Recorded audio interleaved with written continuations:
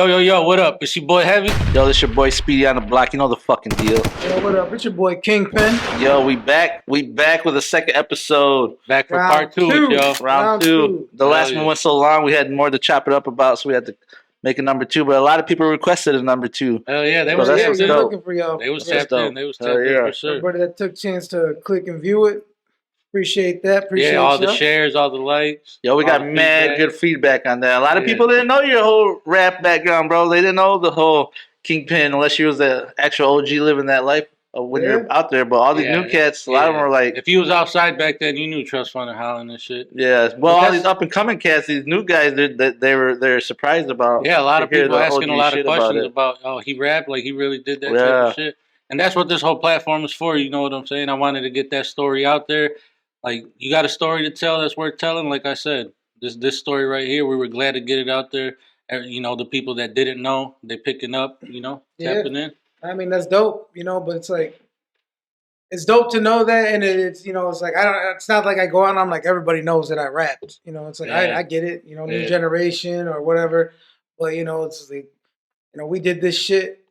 And it's good, you know. It's like we did this shit so that way when people say, because when we did it, we go places and they're like, "Where you from?" I'm like, "Holland." They're like, "What does that mean?"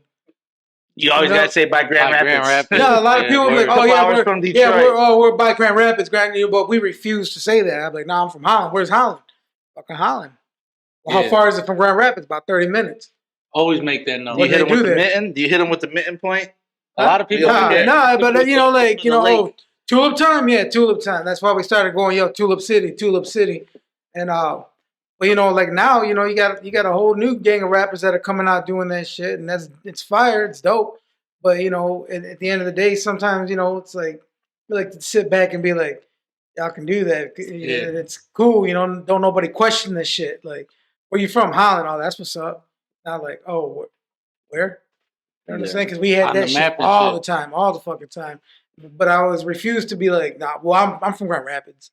And that's the feedback we've been getting. Like I say, a lot of the OGs know about Trust Fund, Kingpin, and the whole movement. But you get some of these young cats that are up and coming, and they're like, yo, we didn't know that there was a whole Trust Fund movement with, like, you had a whole group, Beast, Creep, James T, J187. For real, though, bro. You know what I mean? Yeah, like, definitely. That whole Trust Fund was, it was a movement. Hitters. It was a movement, which was a dope movement too. That we all that were here, we've all been a part of it. We've all seen different styles of it.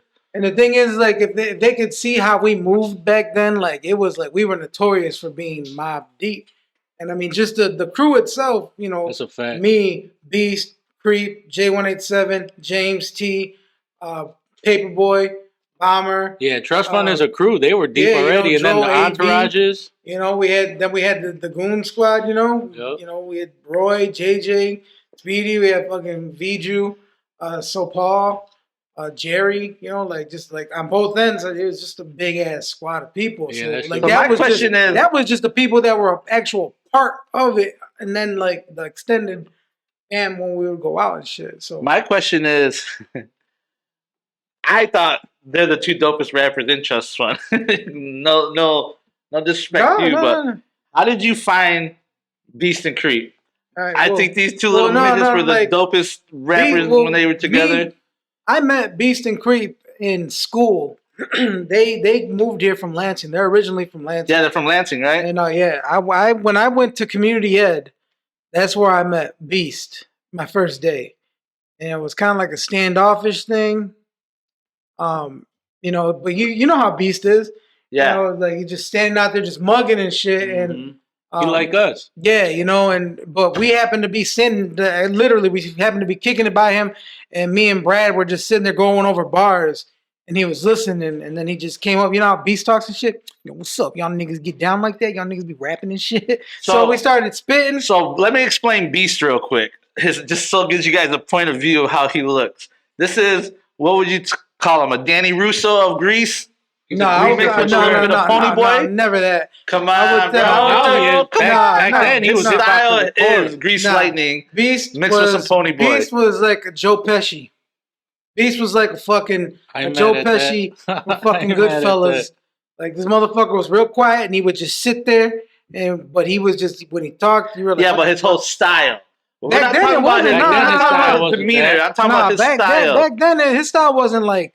Also, this is jackets and new. shit. This is something that I came about into. Yeah, When I when met him. we Oh, met Beast, okay, Beast was okay, like okay. Beast was straight fucking like thorough hip hop. I mean, like this motherfucker would put me on to like all kinds of shit. Like, you know, you like Wu-Tang Clan, right? And they'd be like, oh, you like Wu-Tang? You ever heard of Sons of Man? You ever heard of Grave Diggers? Like the Kill groups Army. that were inside of the groups that you know. Yeah, and I'm like, the what? And underground he's like, shit. yeah, you ever listen to Wu Syndicate? Like he would put me on to so much shit. Him and Jordan, but when I met him and he started like he literally just started rapping and I, straight up, bro, like I was like, what the fuck? Like I'm just watching him and he's just spitting with, you know, the way when Mondo talks, he's always got a cigarette in one hand and like a fucking half smile, even when he's rapping and shit. But when he raps, he gets intense. So, you know, he'll be like just whatever he's saying, like he'll start out so like, yo, it's Joe Beast, I'm coming through, but I'll murder a motherfucker if you want, you know, like and he just gets in. Right, but, like, right. it all sounds good. And like he was one of the first motherfuckers that like I listened to him and I was like, yo, this motherfucker is one of the illest to this today. Even to this day, if you listen to anything that he said back then, Beast did not get all the proper dues. He, you know, like I mean, everybody loved Beast, but I mean, like the masses should have known Beast. But that was a major factor. He was crazy. That was a major factor of why I was like, yo, Beast, I need you to be on Banger. Because like this is Michigan, baby, getting biscuits and gravy. The mitten gonna pay me. You know, this shit gonna be crazy. Like the way that Beast rap, I was like, and that's what I say. The most dopest memory I have is when you guys did that show in Lansing, and this is his hometown, and they don't know Beast is from Lansing or Jordan, right? And the style that he has, this greaser style, this new style that he's gotten, that he gets up on stage and they're looking at him like, who the fuck is this dude? Yeah. As soon as he started going, they're just like, this dude's blades fucking and brass bananas. knuckles. Yeah, they're just like, he's crazy good. Like, he's from Lansing. Like, where the fuck has he been? It's like, we've been breeding him over here in Holland. You know what I mean? Like, Beast and Creep. Like, Creep is Mondo's younger brother. And they're the same, but they're different, if it makes any sense. Like, their lyricism is just like fucking, like, back then, if you were to hear them now compared to back then, like, it only gets better.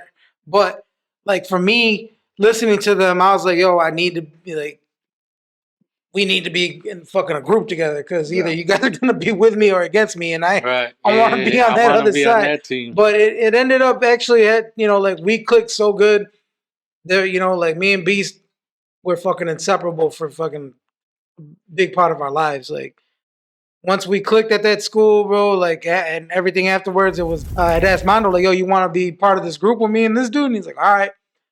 And he's like, yo, but y'all got to check out my brother. If you think I'm dope, you got to check out my little brother. I'm like, all right, word, you got a little brother. So we go meet his little brother, Creep, and fuck. This motherfucker starts rapping, and I'm just staring at him, and I'm looking at Mondo like, ripping shit apart. I'm looking at him, and Mondo's just looking at me with a smile, a cigarette in his fucking hand, a smile on his face. He's like, yeah. And it's dope, right? And then little Jordan, bro, he's just fucking, you know, yo, Creep the Apollo. The delivery is so much smoother, so crazy. It's like a poet. Like, I don't like to compare because he's nothing like Ghostface, but if he was like, he's like the Ghostface of Trust Fund. I know the last episode before we started, me and Kingpin sat here, chopped it up, and ran through a little playlist and shit of his own shit. That Full Circle? He was playing that Full Circle, bro. If you're outside and you remember Full Circle, you know what time it is. So, like, to this day, like, just from people I know, like, they pushed me. Like, I would listen to them when we would just be, like, freestyling, and it was like a fucking, I had to do whatever I could to, like, elevate. Like, I would listen to them, and I was like, steel sharpens steel. I was like, these motherfuckers, like, they're using the way they structure their shit and the words that they would use, like, and the way they could, like, see a scene out of a movie and then put that into their rap. You know what I'm saying? Like, you know, like, I remember Beast was just freestyling one time, and he did a whole rap about how he was so dope. He was allowed to walk through the back of clubs, and he would walk his broad through the back like he was fucking what's his name? Goodfellas, Ray Liotta. Yeah, but Henry Hill. Yeah, he's like, I'm so ill like Henry Hill. Walk my bitch through the back of the Copacabana, holding her hand, sipping the rum with banana. You know? But like I'm sitting there and I'm like, oh, shit's dope. But in the back of my head, I'm like, God, that sounds fucking familiar. And then when I Where did found I like this see nigga this? just did the whole scene of fucking Goodfellas when he's walking him into the getting seated and shit. Legend. And like Beast could never be fucked with. Like I never ever seen Beast lose a battle. And a battle rapper though. Never seen him lose a battle, and he knew how to get into that motherfucker's skin. And anytime, any fucking where, and even if he hears you try to rap, not even battle, he'll turn that into that. He's gonna turn it into if you're gonna spit in front of me, you battling me. Like one of us. When you're short, sharp, you gotta be like duck and get your head cut. And it was like he would gauge you, and if he was, you know what, Beast was like Goku in Dragon Ball, like. He wanted only the best of the best, and he got excited. Like if he heard you rap and he knew he could beat you, he would just like shit all over you regardless. Like I remember one time we were standing there battling not battling, but freestyling in a circle of people at a show, and this one dude started spitting, bro. It was in Grand Rapids, and I remember he just looked at me and he's like, get this big smile on his face, and this dude was gonna jump in, but Mono just said, no, my man, check it, yo, and he just fucking boom.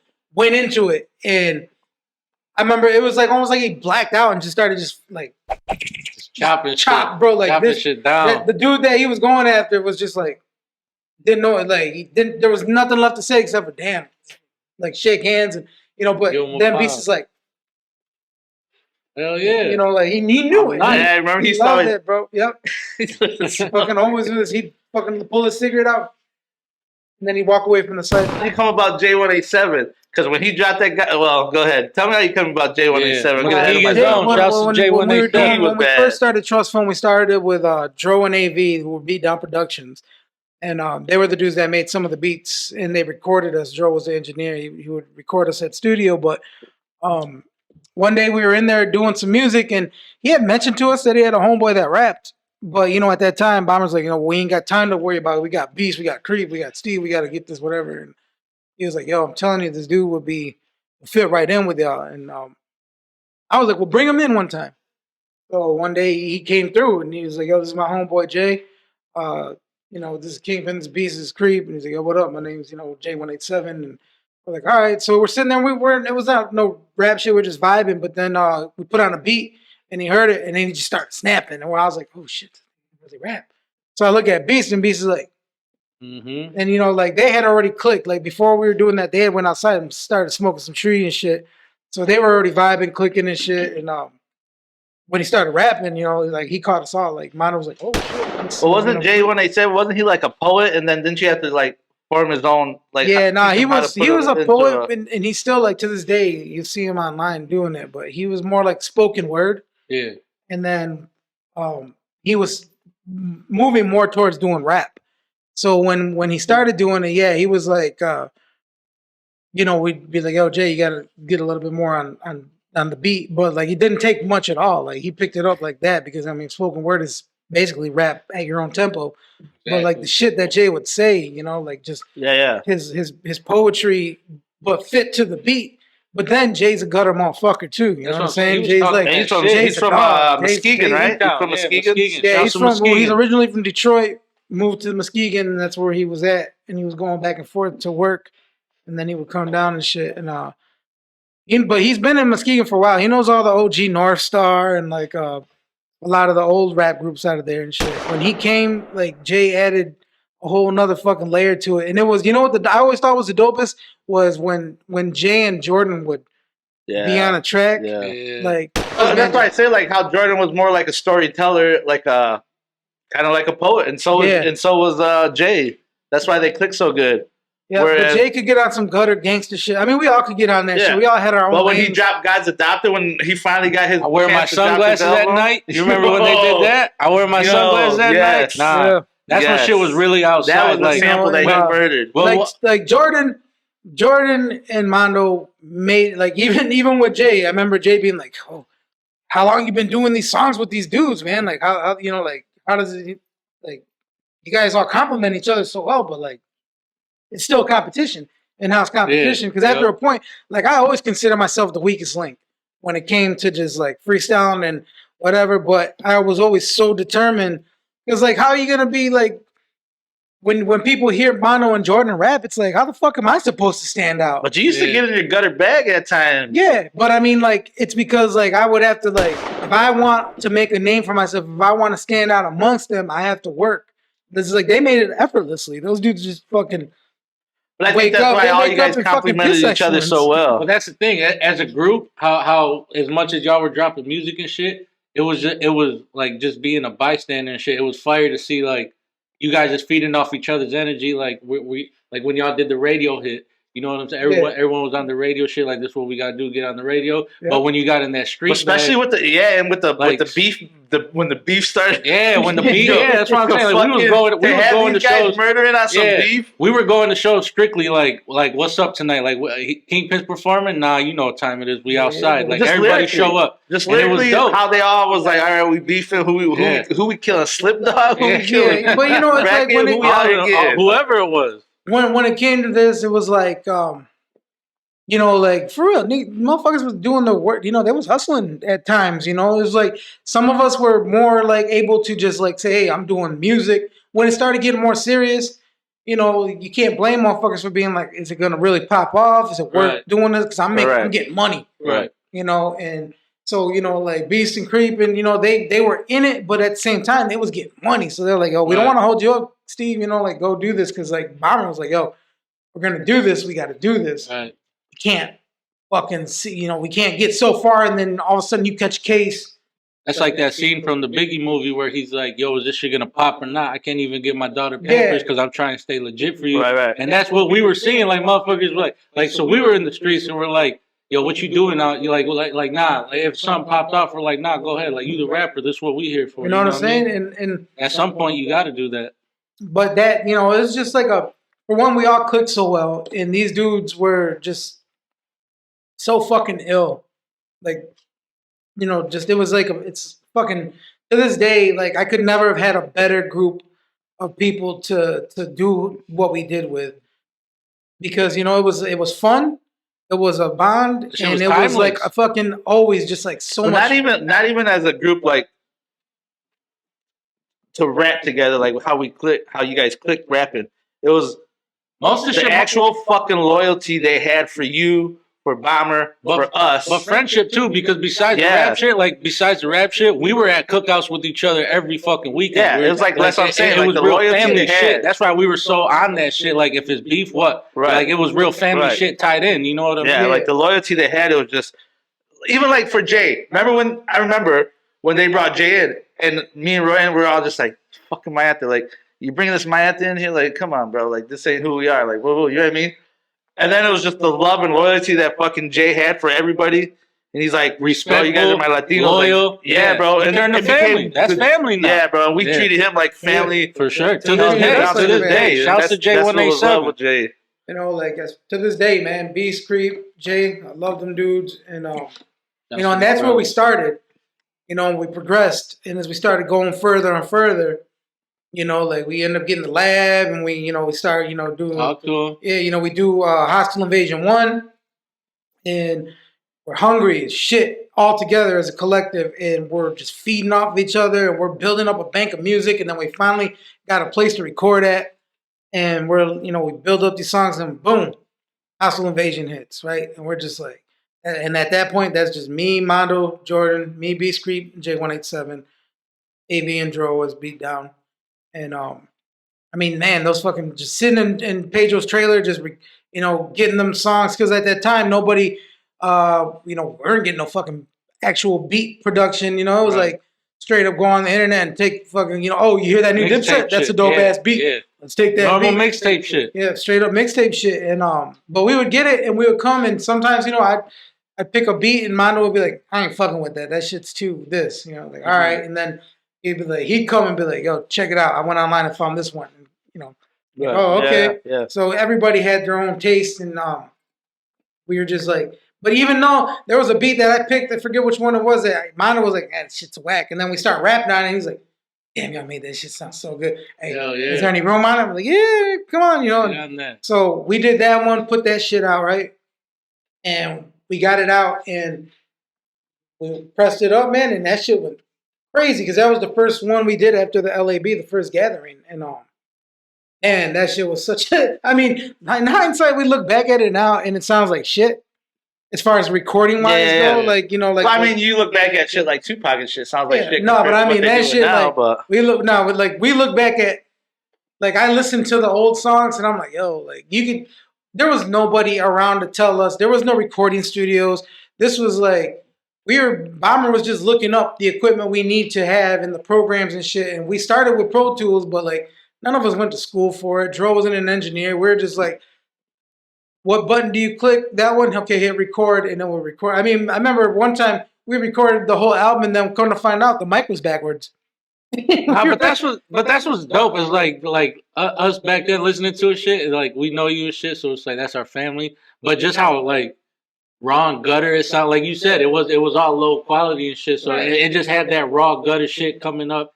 Like I'm doing what I can do with what I got, and that shit was fire. Cause so like this is like when Pro Tools first came available for you to use at home. The shit was like $900 just for the software. And then no instructions, and then we would pop that shit in, and it was like a learning curve the whole way through, you know. And so, you know, you can hear through the years how it progressively gets better as the internet starts being a little bit more like people are starting to post tutorials. So like Joe's learning how to tweak and whatever. But by the second time, like even though we recorded that album, we got the graphics, we put it out, fucking fire, right? And then we get to the second one, to Sky's the Limit, and now we're like, yo, like we're kind of in the zone. We're like, yo, this shit's fucking like it's starting to happen. People are starting to notice us. We're starting to grow into like different characters. You know, like our styles are all kind of like starting to switch up, but still keeping it tight. And so we do the same thing. Bomber's like, what do we want to do? Like the next one, and he's like, all right. So I call me, Beast Creep, Jay. We all sit down with everybody, and we start going over like just it's a good time. We're just sitting there. Every time we got in the studio, we just vibe out and like go over beats. Like, oh, remember that one song Homeboy did? Yeah, check that. See if you can find that beat. Get this, and we just sitting there and fucking vibe. But the second one, we're more like feeling ourselves a little bit. Like starting to get out more cocky shit. Like I'm starting to come more into myself of who the style that I'll. So you guys got this squad, right? The squad that's dope. When did James T come in this? What album did James T come in? Because, listen, when I first heard James T rap, I jocked the fuck out of him. Don't get disrespectful, James T, but his swagger was fucking whack, and I wanted to fight him all the fucking time. But I love you now, bro. But, yeah, but when he rap, so we did the Sky's the Limit, right? And then after that, I realized that I was on a lot more songs on Hostile Invasion 1 and Sky's the Limit.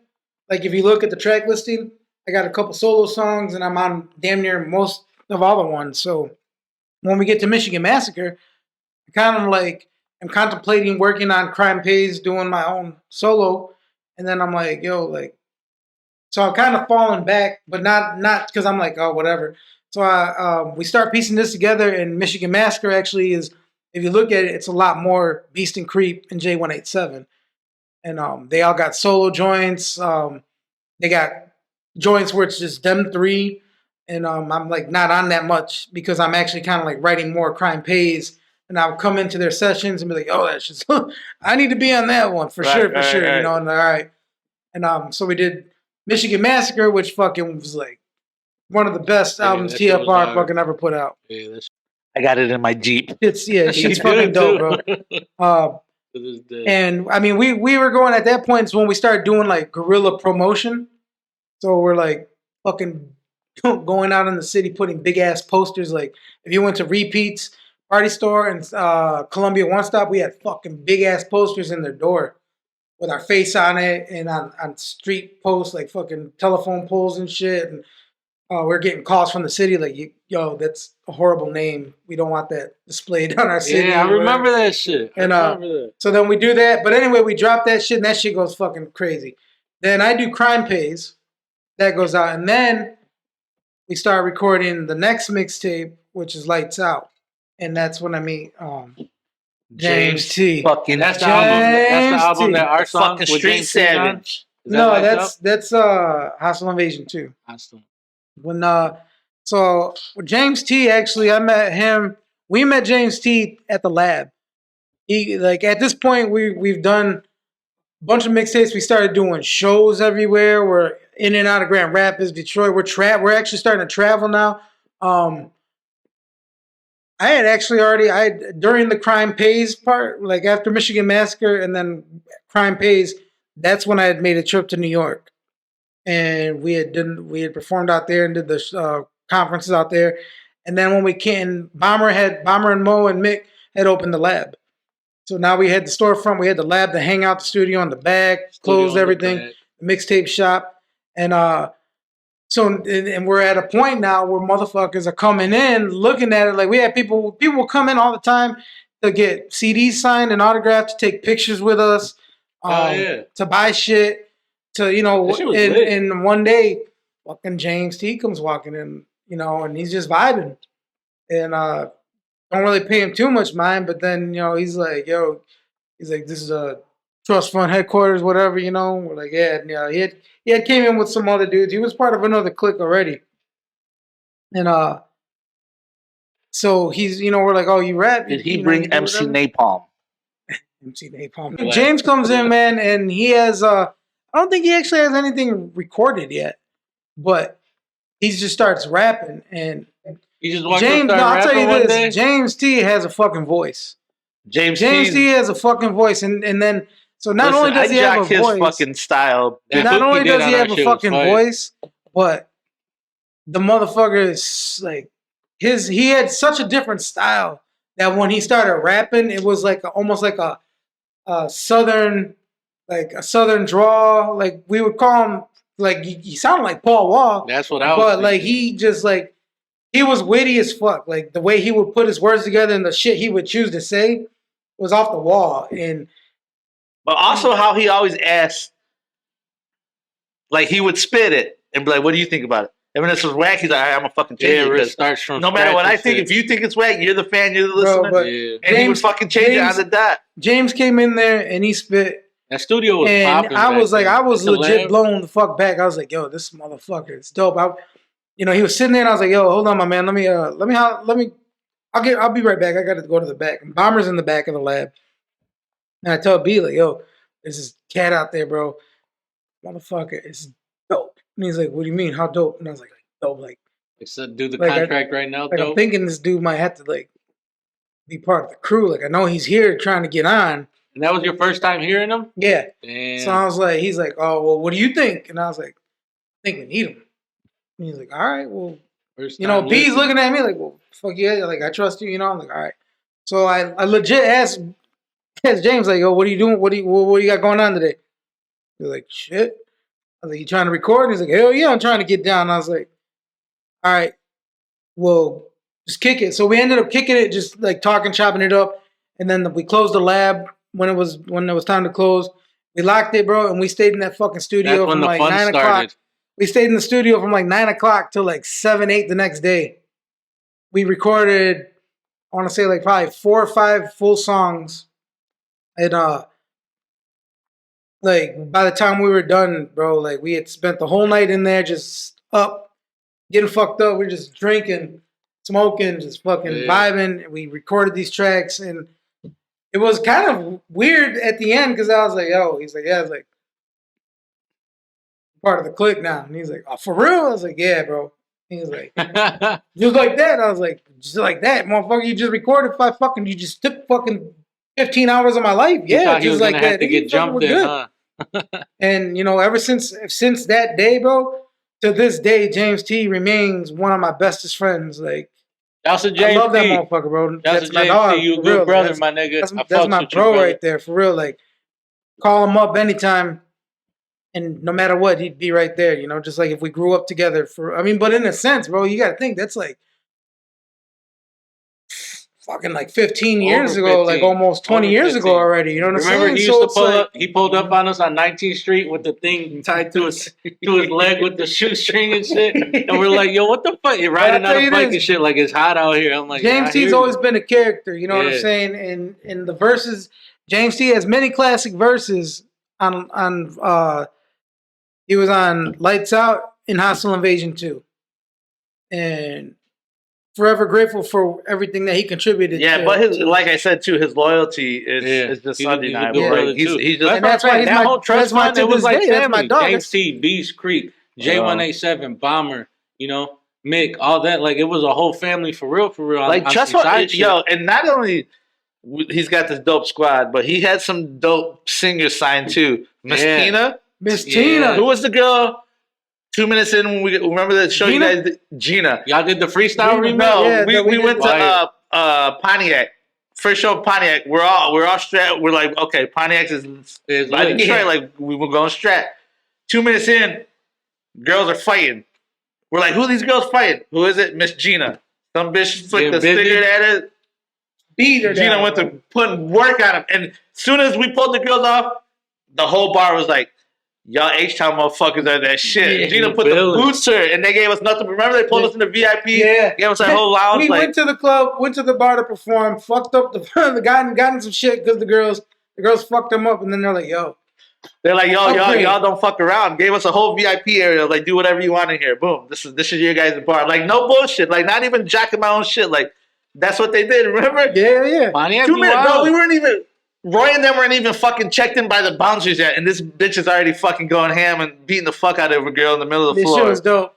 But yeah, Gina, and still got up and performed. Her? Yeah, still It's got lit. and laid a It's dope lit. ass performance down. Gina had a came good in side. and she could sing her ass off, bro. She could. was She fucking She was was dope. bad. nice. She was And nice. she was on. She's the girl that sings on "Tell It to My Heart" off Hostile Invasion. Yeah, that's a hard ass She has a couple remix. songs Oh, on there yeah. too. And then Miss Tina Torres, she came from Arizona and she lived out here, and she sang. She's also all over Lights Out and Hostile Invasion 2.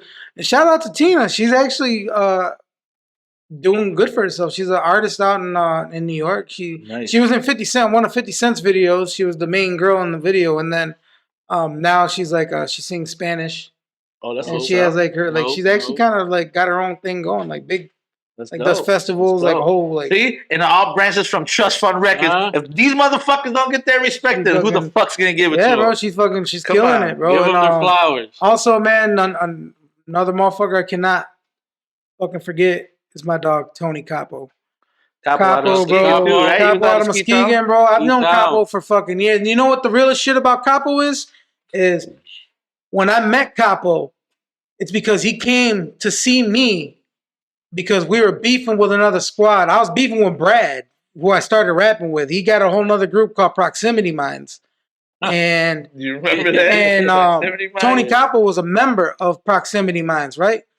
And he was me and this fucking piece of shit named Smoke. I don't even know the asshole's real name. He just went by Smoke.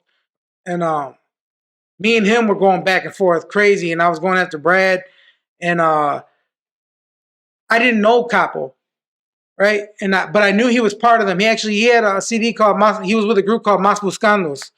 And he was like, they rapped in Spanish, and they were from Muskegon, and these dudes were like, oh, our homeboys from the ski are gonna get you, motherfuckers. You know, we're gonna blah, blah, blah. So I knew of them, and I was waiting on. I was like, damn, these motherfuckers are gonna come after us. Like, I don't even Think know we who the were fuck all they waiting. are. They're gonna attack me in Spanish. Who the fuck are these cats? So we're actually like we actually had met up and squabbed a couple times with fucking Freddie Payez and fucking Brad, and never squabbed with Smoke. The motherfucker would never fucking see me. And but they were putting out diss tracks, right? And one day Tony Capo comes walking into the lab, and he's like, "Yo, it's looking for Kingpin." And I happened to be right there, and I was like, "Yo, what's up? I'm Kingpin." He's like, "What's up with you, dog?" And I was like, "That shit, bro. What's up? What can I do for you?" He's like, "I'm Tony Capo. I'm with Proximity Minds." And I'm like, "Yo," like in my head, I'm like, fucking, but like, I'm either about to get shot or attacked, or what the fuck does he want? Because like, you know, we're obviously in the middle of beef. So I was like, "Yeah, what's good? What's up?" And he's like, "No, man, I just wanted to come and see who you were and talk to you real quick." And I was like, "Well, what the fuck?" And he's like, "Look, I'm gonna be real with you, dog." He's like, "I've listened to your music. Fuck with it." All right. He's like, "And yeah, I'm with Proximity Minds because of Freddie Payez."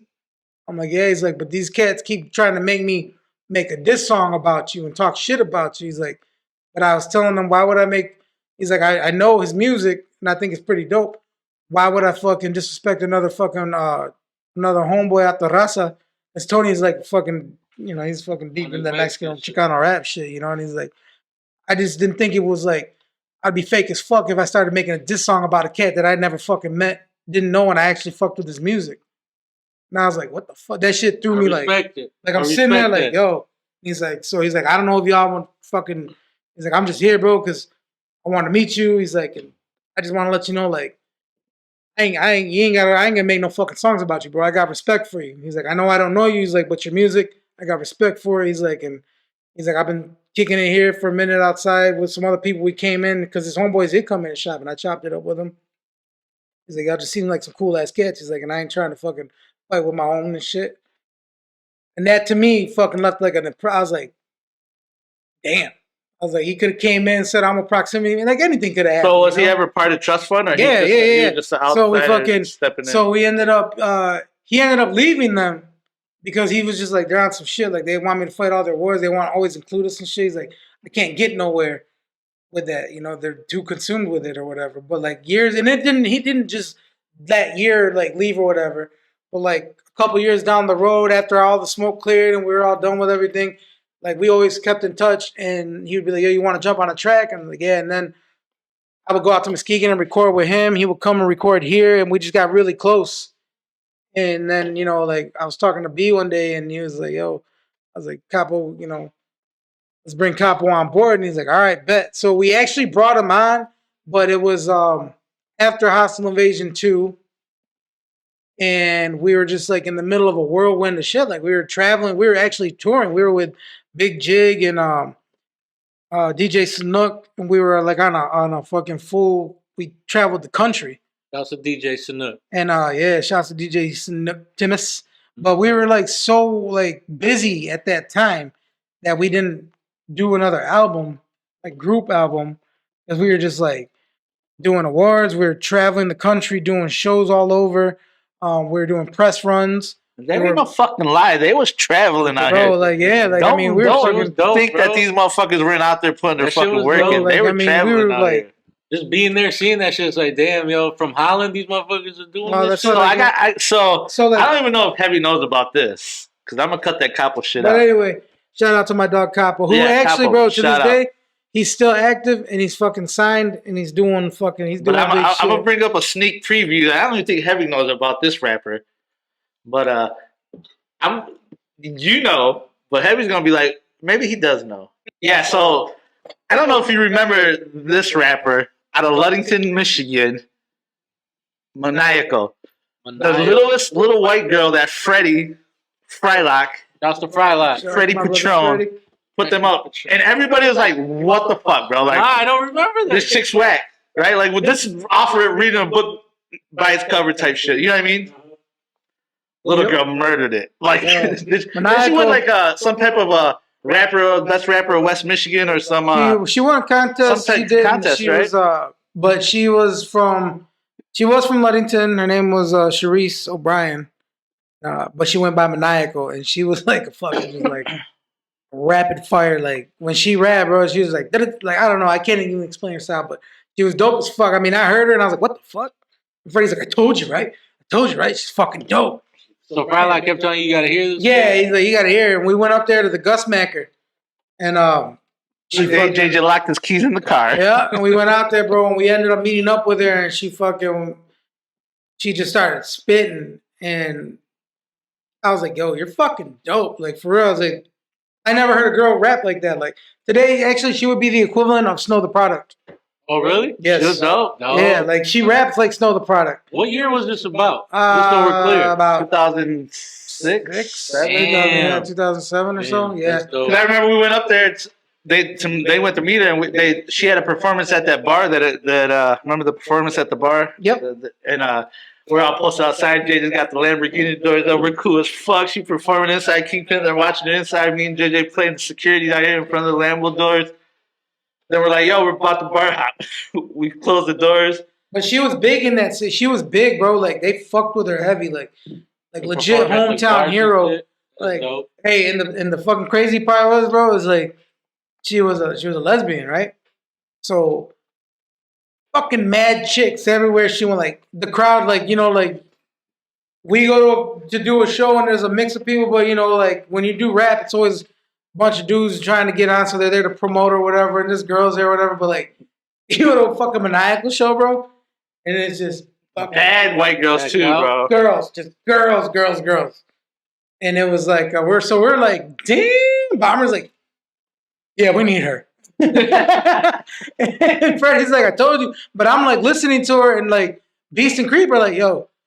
This fucking girl is fucking sick. She can fucking spit. Did good shit. Shout out to Maniacal.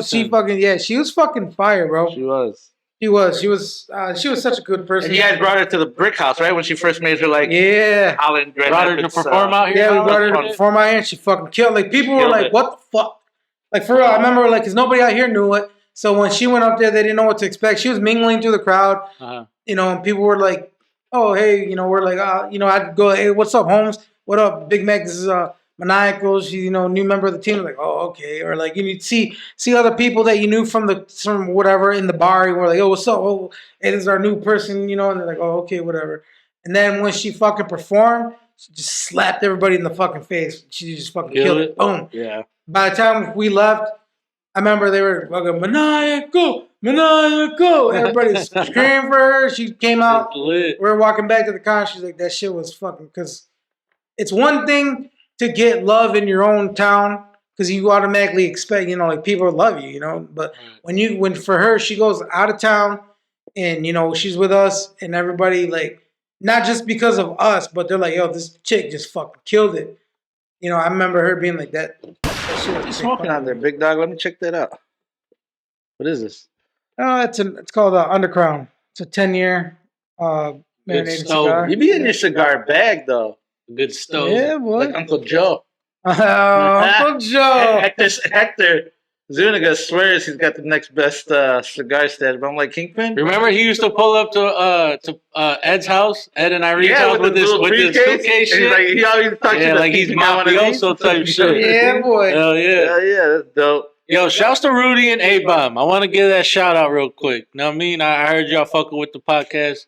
Shouts to y'all. Yeah, they showed me love the day of their grandma's funeral.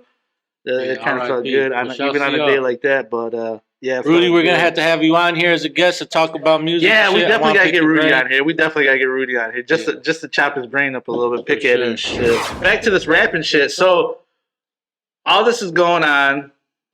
We're at you're at your last album. Explain this last album where you finally said it. I think enough's enough. I'm ready to. Or the reason why you didn't put music. I'm ready to hang up the belt. I was never ready to hang up the belt, man. I had to when I had Anissa, my daughter, me and her mom agreed it was best for me to have her. Her mom dipped, and but after all these years, out of nowhere, one day she's like, "Yo, like." Kind of sent a file like she wanted I wanted to get my daughter, but we'd already had it for I want to say years, right? 7, 8 years around that time, and long story short, I had to during this whole thing, it's not like I had a fucking check that said here's a paycheck from Trust Fund Records, it was just money, cash, and So anyway, I had to show the court because they were like, well, "What do you do for a living? How do you provide for your child?" And I was like, "Shit, good question." But there's no way I'm gonna let her just go live with her mom or whatever. So I had to show cause, like give a check stub, and I was doing fucking temp jobs. I couldn't find like a regular good job. Anyway, at this point, Beast moves down to Kentucky with April, and he becomes the general manager of a restaurant. And he's like, "Yo, like, so it's a move, but if you're willing to do it, I can get you a good job, and we can definitely do this thing where you send us home." I'm like, all right. So I ended up moving down to Kentucky and telling B and them like, "Oh, I got to do this. Like, there's no way around it. I have to do this." Go down there. We start doing that. Start sending, showing the cause, sending the check stubs back and everything like that. And but while I'm down there, Shout out to my dog Reek. I ended up meeting one of my best friends, Reek. Motherfucker too. And but while I'm down there, I'm recording. Bomber comes down there and he handpicks a studio for me, and we put it in the room and we start recording music. And he's like, "Yo, we need to keep this moving. You need to do an album, not just Trust Fund mixtape." At this point, he's like, "We need a Kingpin album." I'm like, "All right," and so I record this album while I'm actually gone. I'm flying back and forth. We're doing shows with Chingo Bling. We're doing shows. We just got off the Big Jig tour. We're fucking traveling all over Michigan, and I'm living in Kentucky, but I'm flying back and forth. Coming up doing the Red and White show. Coming up doing the Lansing show. The one you were talking about with Beast. The Red and White party at the Whiskey Lounge was Yeah. lit. Let's not forget about that. All of them that he's had so far have been lit as fuck.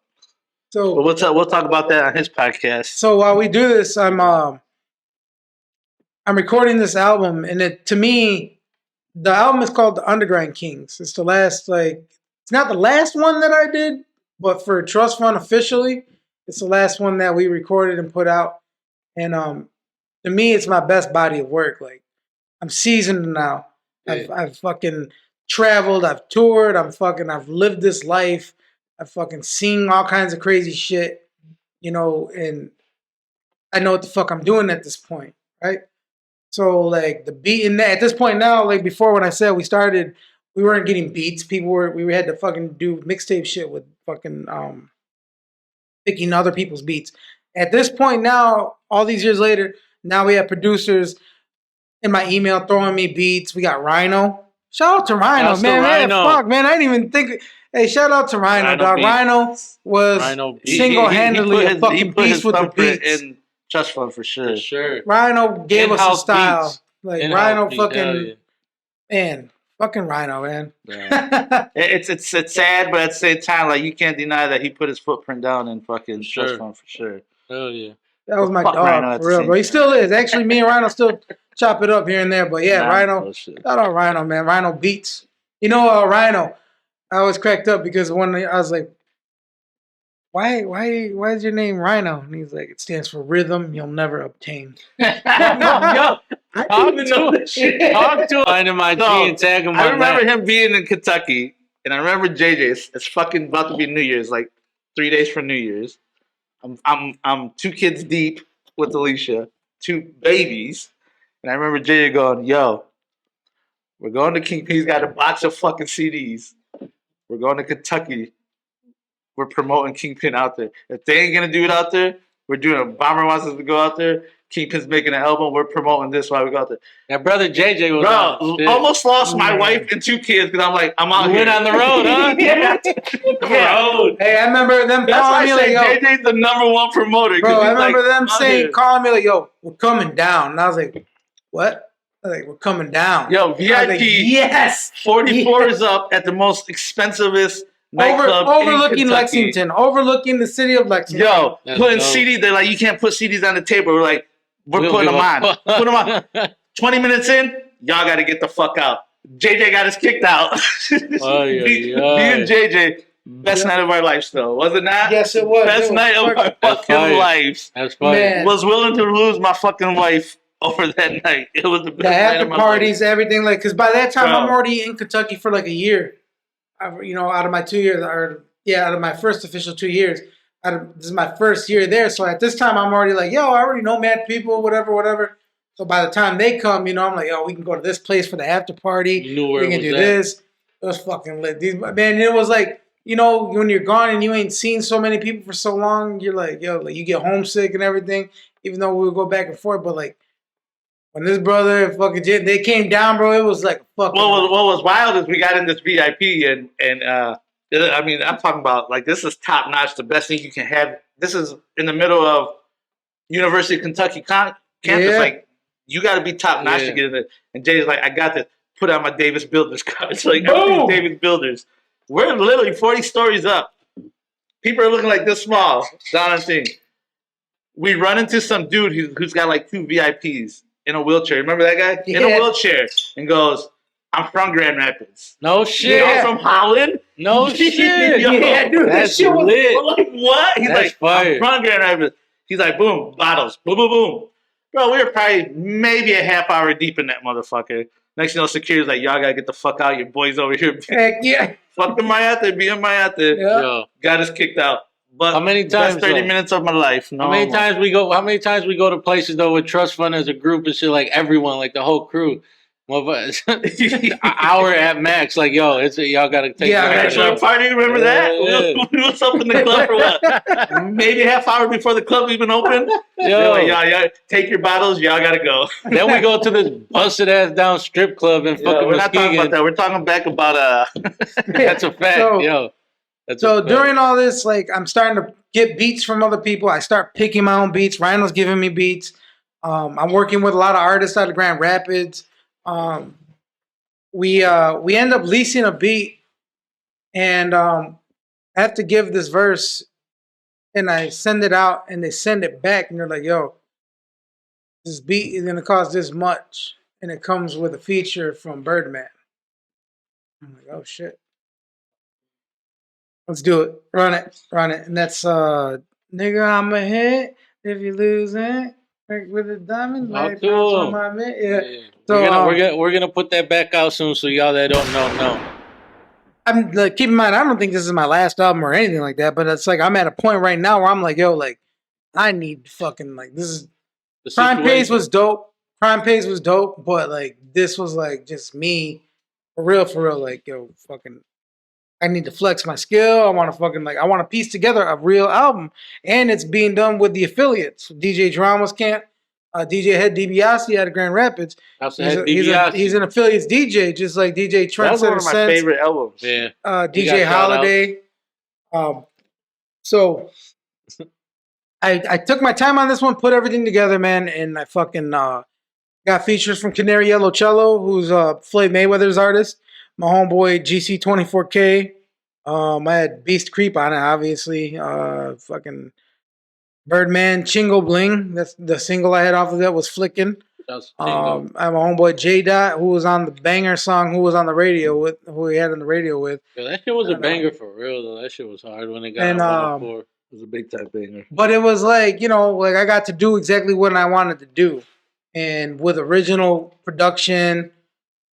And it was like, to me, to this day, like I was like, yo, that was like fucking, I love that album to this day. You know what I'm saying? Like, sure.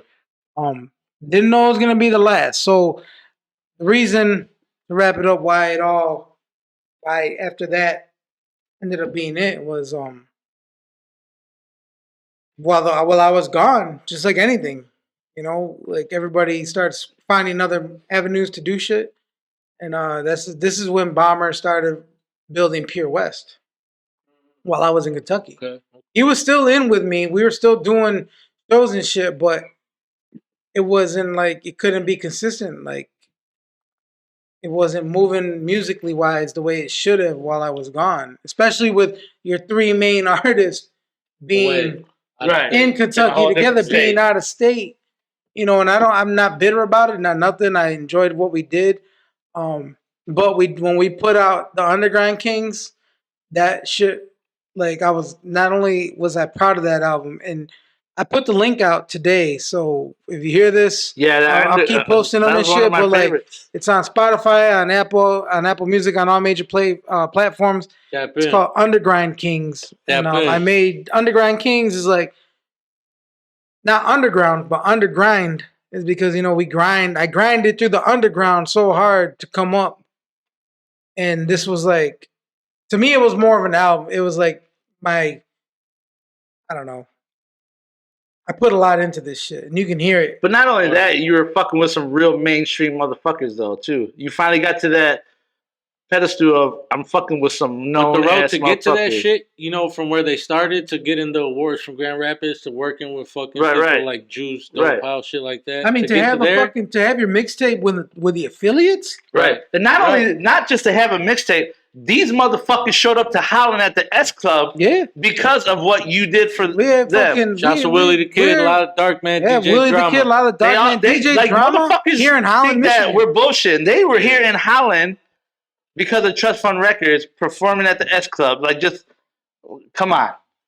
Yeah, for sure. And that's when DJ Drama was at the pinnacle of his fucking all career. the mixtapes and Not shit. when he was some bum ass nigga 50 years down the road. No, this when he was at the top of his shit. We had to show up in little ass Holland ass Michigan. we had Club. For You Trust know Fund what time it is. Holland, If you know, you know. We had For Trust Fund Records. But I'm telling you, here in Holland, in like I said, like now that I know that these young cats don't know, and you might not even know who some of these cats are, but the OGs, all the older cats, we had fucking Dope House Records here in Holland. We had fucking Lucky Luciano here in Holland.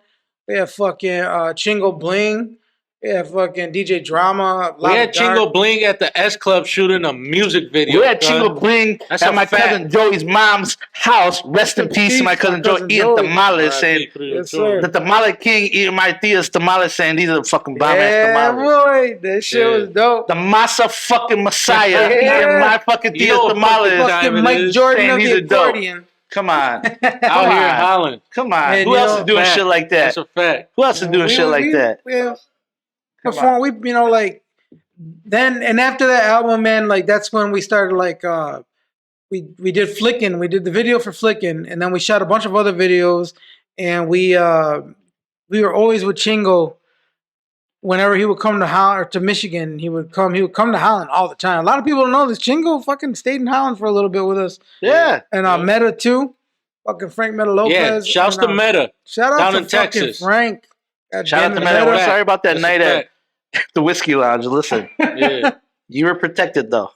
Just know that you were protected, but we apologize but for like, the night at the Whiskey Lounge. Like all full circle. We did all this. A lot of people don't know about it. A lot of people know about it, but you know, at the end of it all, the ride was fucking crazy. It was the best, you know, and the people I took that ride with. I couldn't ask for a better set of people. You know, like I said, shout out Beast, Creep, James, J187, Bomber, Mick, fucking all y'all. You know what I'm saying? Like it was like I'll take my flowers off. We lived that shit on the for line. real. Yo, we put in mad work. You out didn't know about it? Shit. You can look it up. It's part of your fucking history in town when you do fucking music. Shout out to all the when we were doing music, bro, that was Deuce Dollar, fucking fired, bro. Yeah. Deuce is a Deuce Cashes, and lifestyle music, Cashes. fucking fire. You know what I'm saying? God damn, there's just Richie Valens. Yo, we would know Richie Valens. Richie Valens wasn't Richie Valens. Yes, that's how dope that shit first is. Came. Yeah, Ricky. I met Ricky Valens. I keep saying Richie Valens. Not my Ricky. I met Ricky in Lansing. We did the show with Chingo. And in Lansing. Shout out to Sam.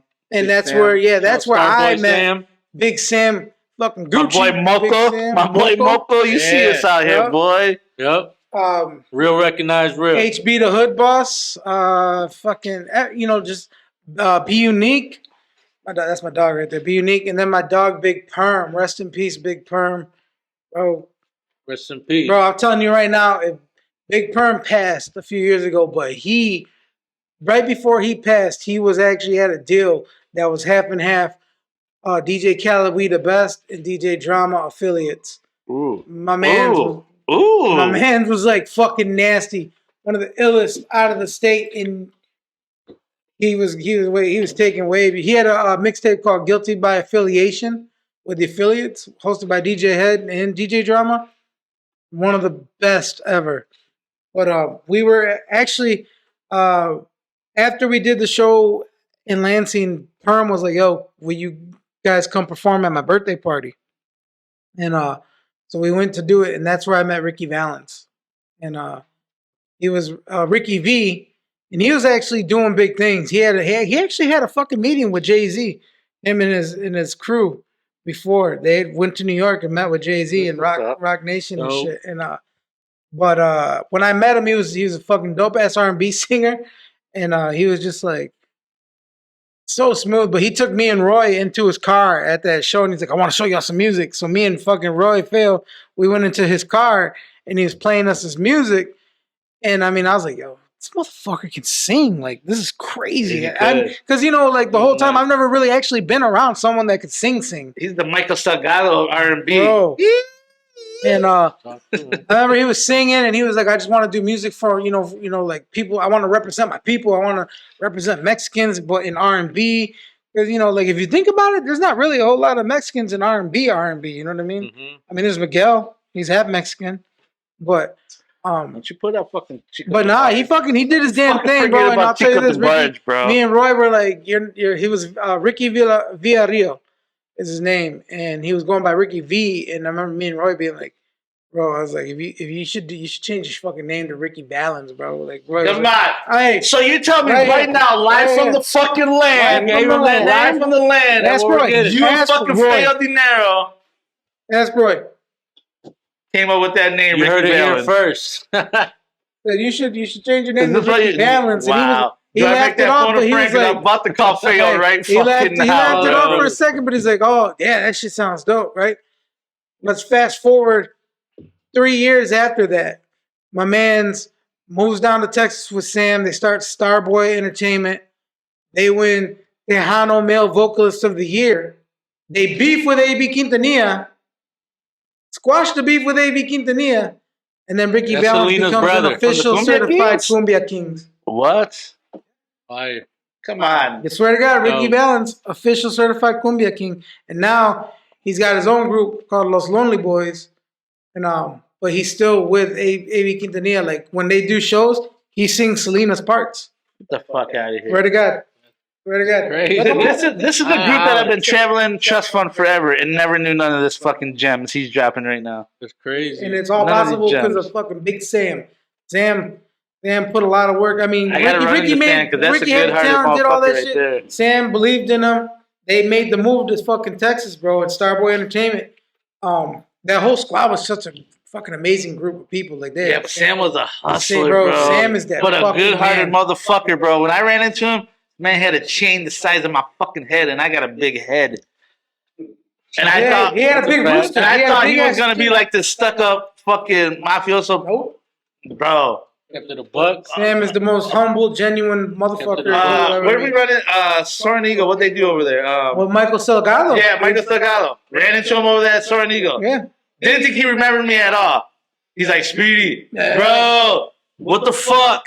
I'm like, and your boy Moco's from the joint. Yeah, Moco, I know from the joint. That's who he was there at the whiskey. Yeah, but Sam, I'm like, damn, bro, you remember who the fuck I am? Like, I was starstruck kind of because he's just a hustler. Like, but I didn't think he remembered. He's like, bro, you had me on your fucking lawn in front of your fucking fire. Remember when your boy tried to fucking check my boy and your boys were pulling out guns and my boys were pulling out guns? Shouts to that brother J-Rock. Yeah. He's like, you don't remember that shit? He's like, how can I not respect that and remember that shit? He's like, your boy fucking flexed on my boy. Both Willie had the thing. Yeah, like they both were like, he pulled your shit out, pull my shit out. Yeah, boy. But I'm telling you, anyways, that was just a jacking moment. Everybody from Lansing, bro, Be Unique, Sam, Moco, Ricky, Perm, that squad, Jason, his own boy Jason, like HB, all of them. The most humble, money-getting motherfuckers you would ever fucking meet in your life. Definitely a dope squad. Shout out to Rim Kings. So if I can ask you this, because I want to get into this Kool-Aid, and I want to get into this thing, but I want to ask you to see fucking party foul. Anybody get that on camera? You get that? Flex Star Media, you get that on camera because we're about to put that in there. What is your favorite song that you've from any of the albums? Any of them? Any of the albums? What is your top song that you would go to all the time and say, "This is the shit"? Well, hold on. Is it his song or just the whole trust fund out of everyone? Whoever. What is his song that he goes when he talks about trust fund? This is the one I'm fucking. Okay. Yeah. Playing for anything. That's a hard one, bro. I'll be honest with you. Out of the whole camp. So this is the fucked up part. I don't want. I have so much unreleased music that never got put out that I'm so fucking proud of. That, like, honestly, I keep telling this brother about one that you did with that Tupac beat and the two. With Tupac and you played it for me one day when we was in the apartment. Yeah. And I'm like, put this shit out. He's like, I can't put this shit out because it's Tupac. I know motherfuckers gonna talk shit like, oh, you just fucking going on Tupac. But that shit was crazy. I can tell you. Hard body. Yeah, it went crazy. Man, to be honest with you, if I were to like right off head, one that I really like because it was produced by Rhino, that like when people ask and I show it to them, is probably Thug Nasty. Thug Nasty. What? Bro, like I mean that's dope. But that's the one you choose? Nah, I can't do that. No, because I mean like last wise, like I mean there's if you're talking about like now to then, I mean you gotta think about it like if I try to go all the way back, I mean, bro, it's Okay, so trust fund for me. It's the boys over there. Is what they used to say. Talk to him. Nah, but that was for us though. That's different. That's different because they made it. And Mondo fucking told us. I put some shit out right now, and niggas are gonna get offended by this shit. He told us my circle is gonna be mad as fuck at me, but he's like, "I love you, Speedy." No, but this is what's fire because all bullshit aside from what we're talking about, this conversation right here was just evolved around some different shit. So for him to make a verse about that shit that was happening and like niggas ain't gonna like this shit, but I don't give a fuck because I'm riding regardless. Yeah. Like that's what I keep stressing. Like this trust fund shit was a family, bro. Like it was static, and they were like, "Nah, we take that stand." Yeah. It's crazy. You know what I mean? It's dope, and that's why I actually love Mondo so hardcore. Like for me, I mean, like if I were to Thug Nasty, like what Thug Nasty was because it was like it was a full produced by us. It was like I love that beat. It's just like it was. I don't know. To me, like I was really proud of that when I made that one. But like, I don't get very personal on songs. Like people have been like, "Why don't you ever get like super deep into songs?" But Still Here, that one, like I hear that, and that one has so much truth in it. I talk about all the issues of people I fell out with. I talk about all kinds of shit in that one. That shit was hard. And the hook on it was fucking crazy. Yeah, that shit from was Mac crazy. G on Kelly. Yeah, I jacked them already. Yeah, but I mean, they were dope, bro. It's hard, man, because I have unreleased music. And it's funny because I put the Tupac. Bro, you have to hear this one with Tupac. I have that Tupac one is on SoundCloud right now. Nah, we were just chilling, me and him, just one day, and his dad. You know, Juice brought over that bottle of tequila, and we're just chilling. He's like, "Speedy, hear me out." And at first, I'm like, "You can't sample with Tupac, bro. Like, come on, Kingpin, you're beyond this." And that's why he said he didn't feel right putting it out because exactly what you said. Everyone but when he said played, that. but when he played it, I feel you, bro, put this shit out. And I remember I told you a couple weeks ago, I'm like, "Yo, Kingpin's got a track where he's got Tupac in the background. That's just fire." And I bring it up all the time because it's like one of my dopest jams. Yeah. You know, I met with Marcus a couple days, like about a week ago, and I was talking to him, and I was like, "Yo, you're out here fucking doing this shit, bro. Like, you fucking, you know, like, I was like, you put a post out that I was like, he's like, ain't nobody, I ain't competing with nobody but myself right now." I was like, that's fucking true as shit. You know what I mean? Like, what you're doing, your consistency, your the fucking caliber of what you're doing and shit. Well, listen, this dude has got some fire. But did you hear the beat Renegade sent this brother? And I know it's for you, him, and Marcus to shit on. I have not heard about it. It has to be. Like, no, I haven't never heard. Heavy, give him a snippet. So check this beat out that Renegade sent, bro. It's fire. I'm gonna show you that. Send it to Marcus. Send it to Kingpin. It's got to be. I talked to Marcus H-Town banger though, but I want an H-Town banger. Hey, and I talked to Marcus too. Yeah. You know, when we were chopping it up, you know, we were both like, I want to hear a song about my. We both town. like mutually. We were both like, "Yo, we gotta fucking." You know, because it's not like I'm fucking retired. I still got it. You know, you ever seen the last Rocky movie? That's why I be telling you. I got a little something still in the That's why I be telling you, like, put your music out, bro. Like, I know you're not retired, and I don't doubt you, but I want you to reach back into your bag. Still, bro, you should get them out. I want you to reach back down to the bottom of your fucking bag and pull that like gutter Kingpin out. Like you want that gutter Kingpin. The thing is we did the last album. And then I did another album. After I did Underground Kings, I did another album with my homeboy Rello. That's Rello the Don. Yeah, to my homeboy Rello the Don. It was called Cakes, Drugs, and Money. That's on streaming platforms too. And it's just fucking fire. Yep. You know what I'm saying? Like, but it's like I just didn't have. It was just like it's a team effort, man. If you think that making music is just like you sitting in the room doing something, it isn't. It's a whole squad behind you. And you know, we as it progressed, we all got older. We had kids. You know, like when I was doing the shit, I was taken so far away from my kid. Even though, you know, like touring, like I say that shit in a lot of the songs, like all out on tour, missing my kid, da da da. But I mean, it's a real thing. You have to be extra dedicated, or you have to have a good team around you. And you know, like me and Bauer, we still brothers to this motherfucking day. Nothing changed, and I'm happy for him.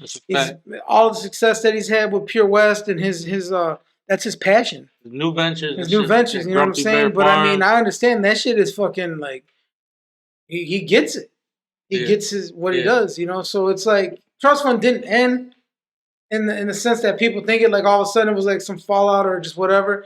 Like I'm just, you know, like I'm here. It's like one of those things. Like I ain't gonna lie.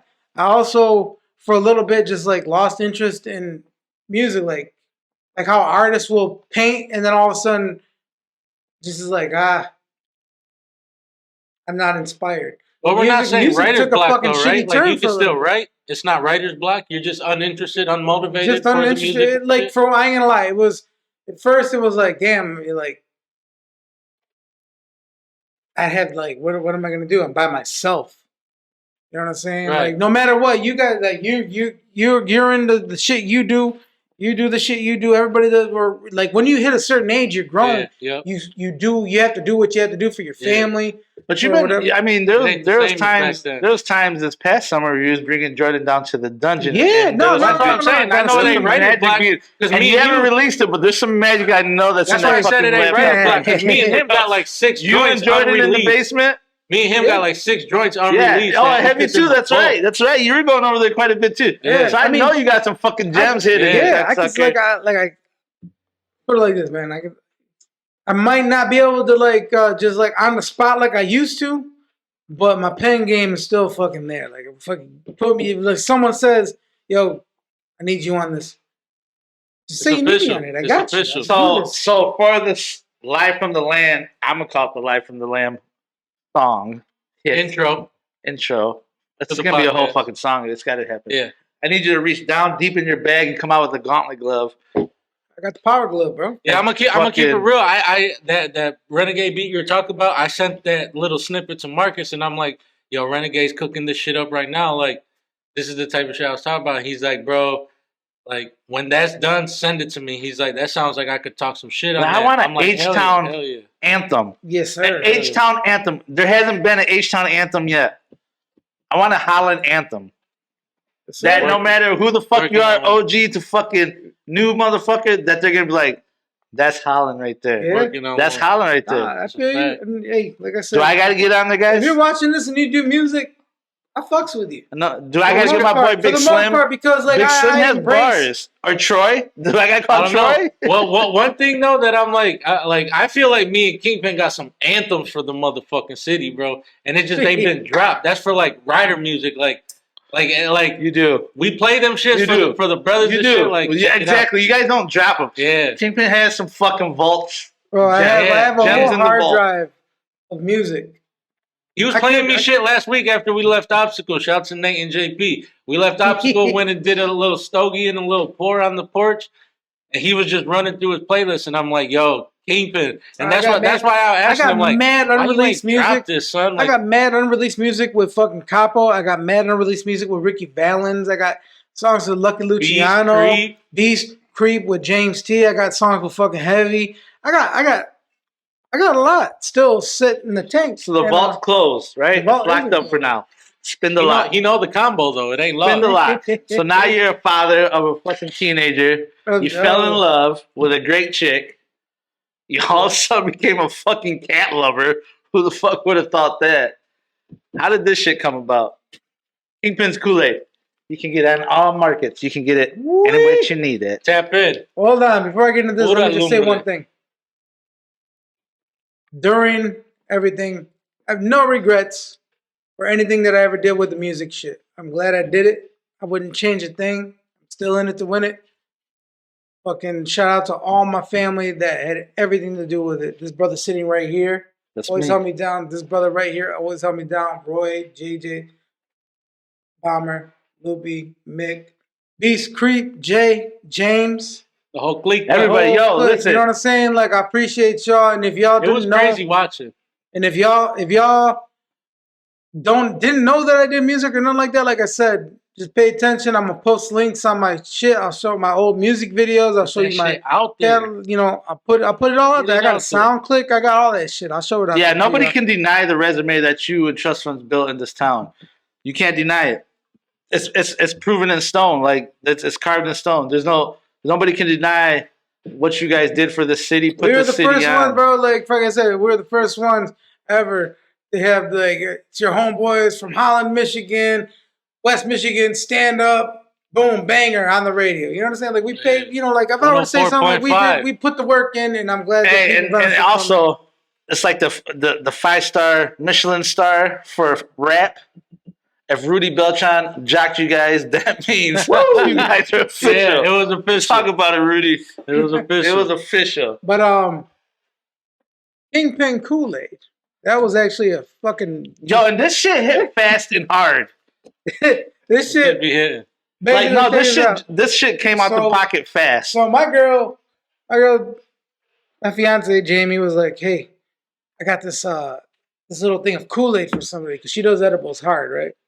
She's like, "I got this Kool-Aid. It's gonna be awesome. It's fucking Kool-Aid. I want to drink it. I'm gonna get high." I was like, "Oh, damn, that's crazy. I never seen that before, right?" So she gets it and she drinks it and she looks at me and I'm like, "How is it?" She's like, "Ugh. I don't know, it tastes weird. It doesn't taste like Kool-Aid." And I was like, "Oh," but it was like a fucking whole jar, right? And she drinks the whole fucking thing. And like 30, 40 minutes later, she's just like, "What the hell?" I'm like, "What?" She's like, "I just drank that whole thing of Kool-Aid and not only did it taste like shit, I'm not high."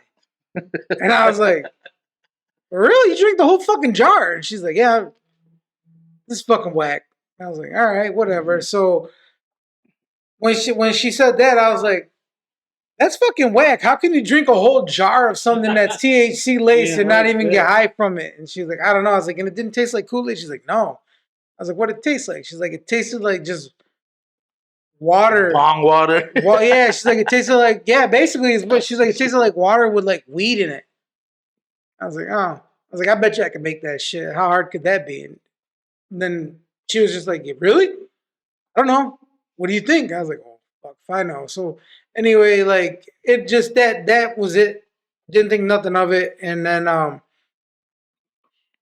I dwelled on it. Like for her, she didn't say nothing, but I started thinking like, how hard could that be? And why didn't it taste like weed or taste like Kool-Aid, this and that? So anyway, I did a lot of fucking research. I was just bored one night and I started looking into it. And I didn't find, there was not a lot of info on any of that shit. But I was like, well, if I were to do it, how would I do it?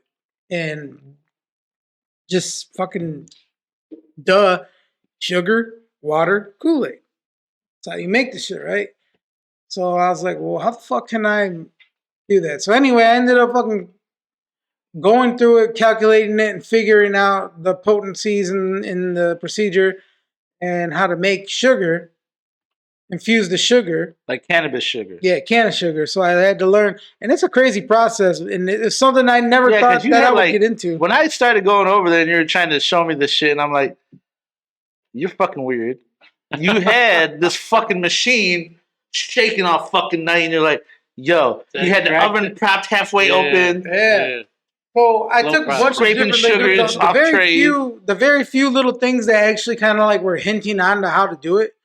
I was like trying to figure out dosage. I was trying to figure out how to infuse one thing, how to make this. But anyway, I had to learn how to make tincture, and then I had to learn how to infuse the sugar with tinctures, and it's a fucking long process. Like, bro, when I say like this shit is hours upon hours, like almost a whole fucking day to 2 days to just get anything even prepped to make the fucking which is crazy is though is I remember when you first started and I'm like, this shit's weird, like because before I was doing Kool-Aid, I was making banana bread. I was just doing weed butter. I taught myself how to make weed butter, and then I would bake banana bread and just sell slices of it, and I was calling them slump cakes because apparently I was making them too fucking potent. So I would give one little slice of fucking the cake to it, and people would eat it, and they'd just be fucked up. Like, there's way too much. You're telling me it was just like 100 milligrams. And I was like, I don't know what the fuck milligrams are. I thought 100 was a lot. You're like Freddie. I remember Freddie gave me a brownie. You know what I'm saying? And you're like, hey, yo, I fucking thought I was on the moon. And then he laughed at me next morning. He's like, I probably put an ounce in one batch of brownies. I'm like, bro, you fucking that was back when he had all the swag, so it was different. It's different. So I was gonna say about this shit is I remember when I went over there and he was making this shit up, and I'm so when I did it, I made it in jars. But I remember the first batch that I made, I infused it. I did the tincture, then I did the thing to make the sugar, and then I I just followed the instructions of the fucking Kool-Aid packet, and I made it. And I was like, called her in. I was like, babe, check this out. She's like, oh, I was like, try this. And she drank it. And she was just like, after like 20 minutes, I just remember her sitting there and her whole fucking face was way there. Like her eyes were like damn near shut. And she was sitting down and she went to stand up and she like literally did like a and just fell back and I hadn't drank anything of it. I was just like watching, waiting.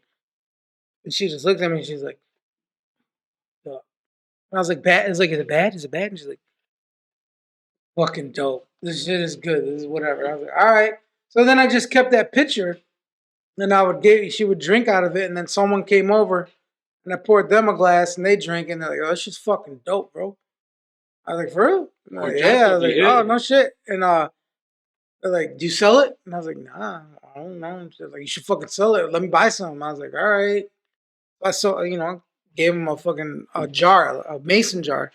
So when I first did it, I was doing mason jars. But then all of a sudden, after like 2 weeks of doing it, I remember someone came and they're like, yo, how much for 12 jars? 12 jars for real? And they're like, yeah. I was like, I don't know, like $150. And they're like, all right, bet. Let me get 24 jars. Fuck. Ooh. I'm going and buying all these jars and I'm doing all this shit. It's taking fucking forever. But I do it all and I'm like, damn. And then I get the money. I'm like, oh shit. And then they're like, yo, this shit's fucking hitting, bro. Like, so I'm doing fucking jars, but I'm like, yo, this shit is heavy. And so I look, I'm like, how the fuck else can I do it? And I keep thinking to myself, like, this is just a big ass fucking juice box. And I was like, it's a juice box.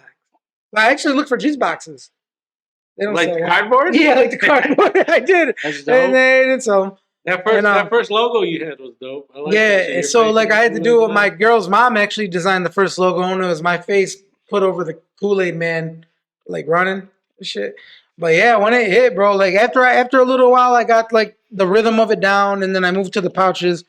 And at that time, nobody was doing the thing, so I chose. I chose to choose my lane. I was like, yo, like. Everybody does, gummies. Everybody does brownies and cookies and shit. I was like, I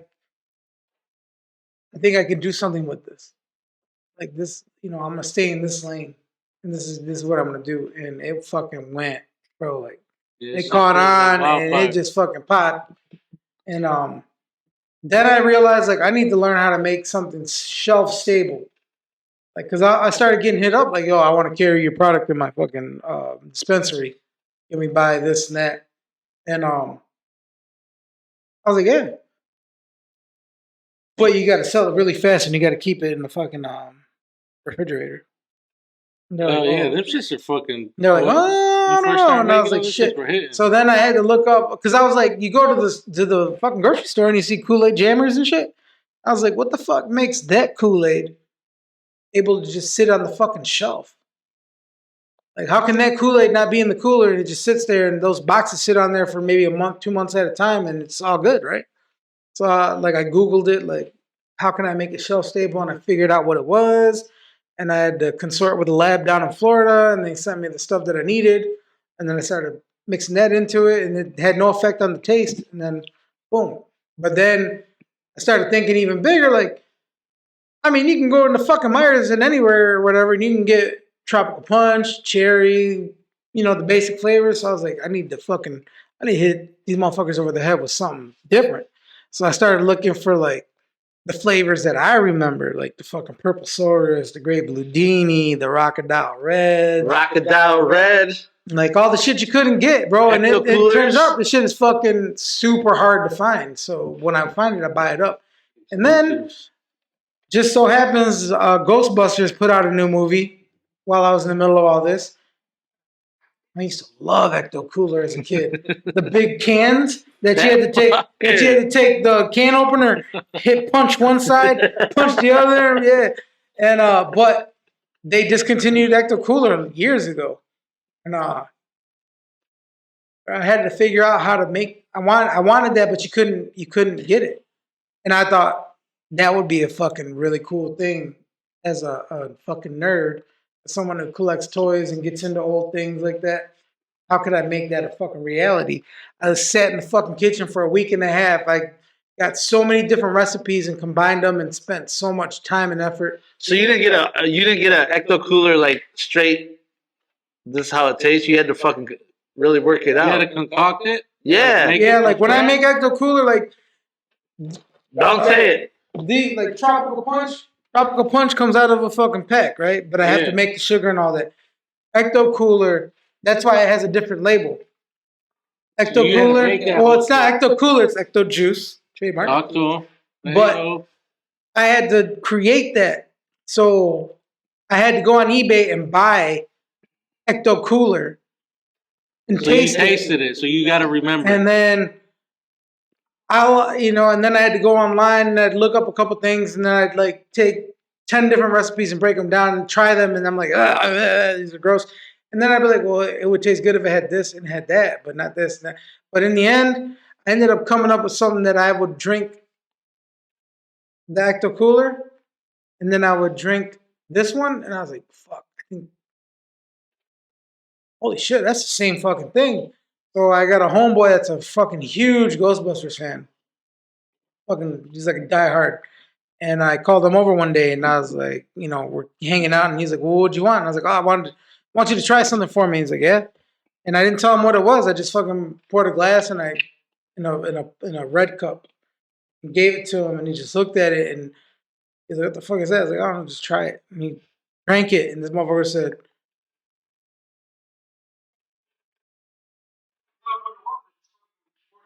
are you fucking serious right now, bro?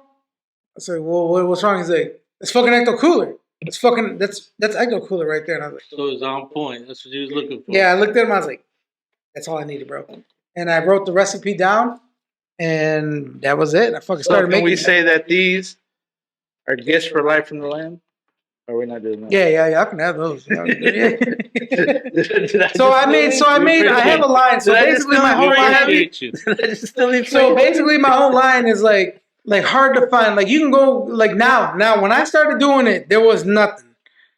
Right? People were like, holy shit, you can fucking drink medicated Kool-Aid. And I helped out a lot of people that had a lot of medical issues, like people that couldn't smoke because they had something wrong with their stomach.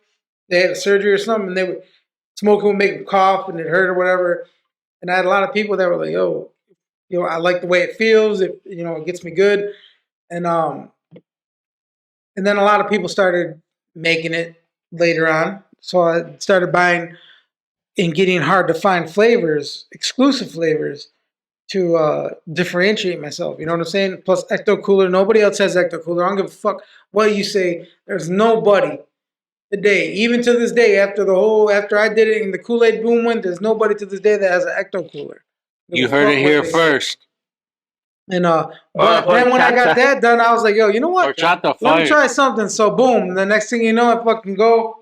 Whoa, does he have a bag over there? In the sack. Does he have a bag over there? Sack?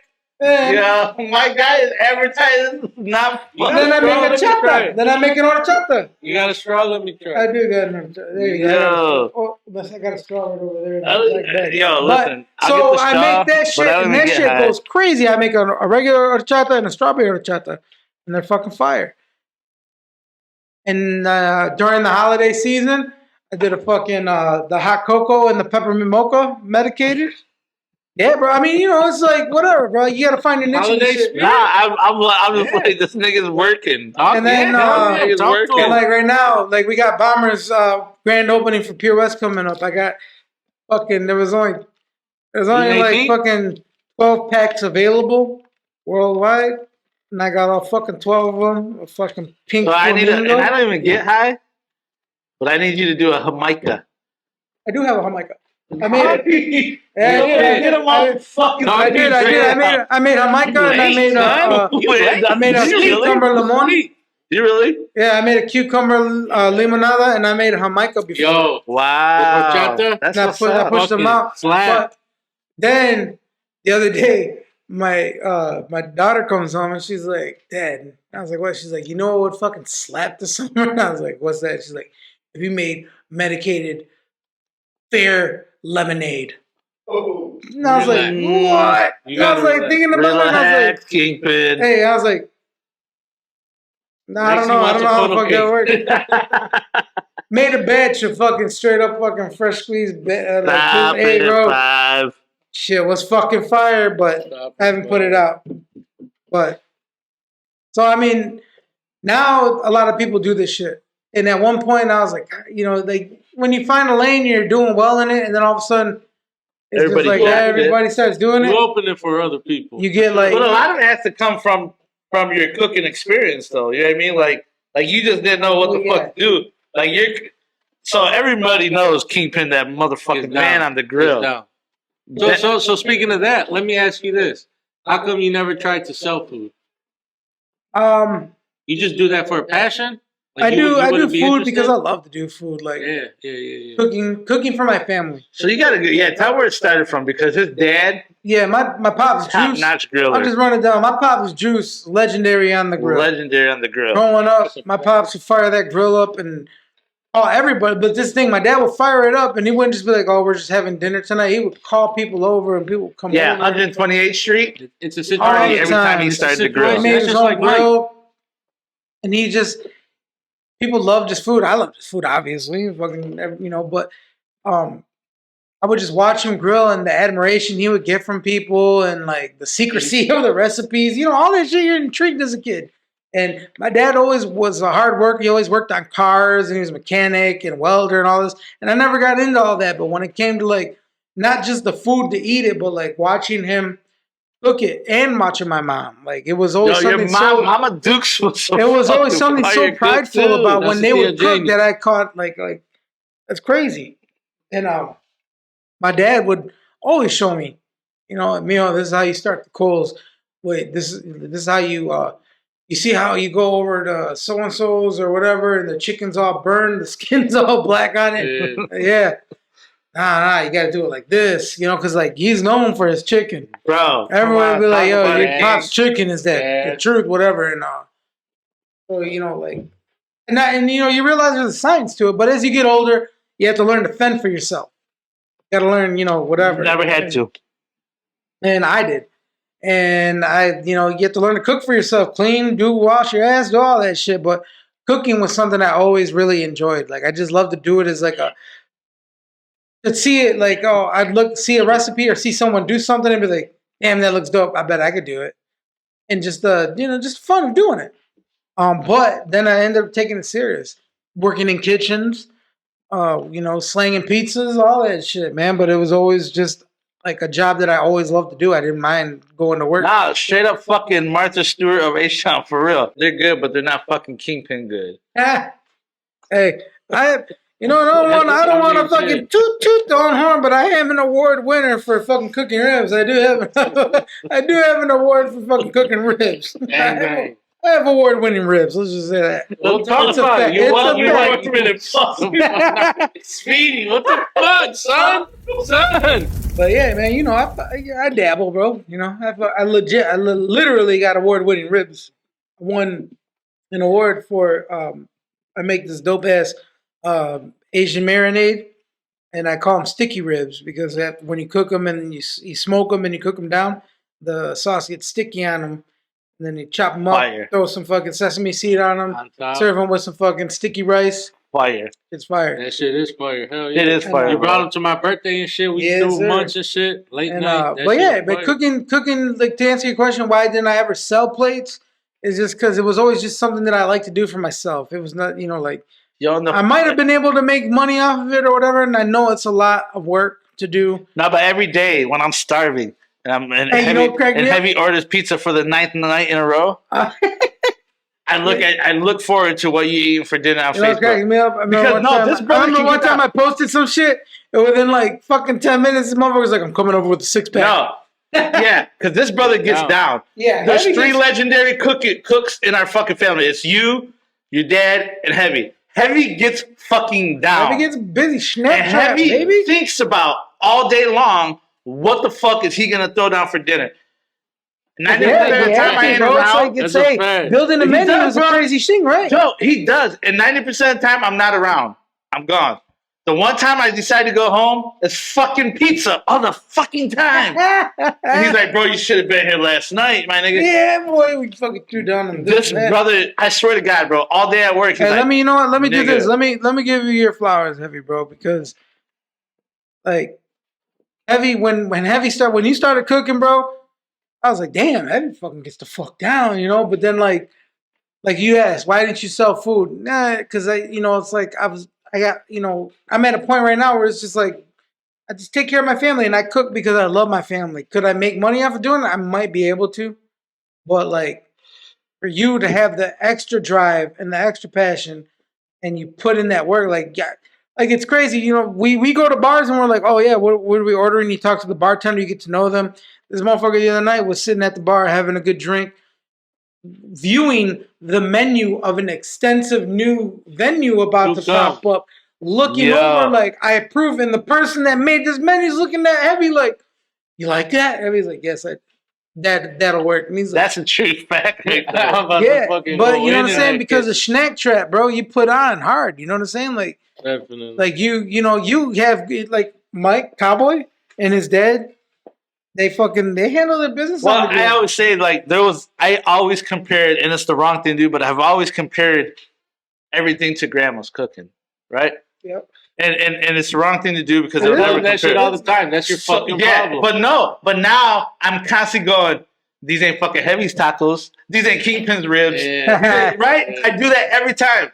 Every time he brings tacos to the work, I'm like, hey, nah, these ain't hitting like your tacos. These ain't hitting like Kingpin's ribs. These ain't hitting like fucking. I'm telling you this right now. If the shit wasn't so fucking like meat prices right now are insane, bro. No, nigga, you better start fucking doing like Africa and capturing dogs, yeah, baby. That's what I'm about to get into.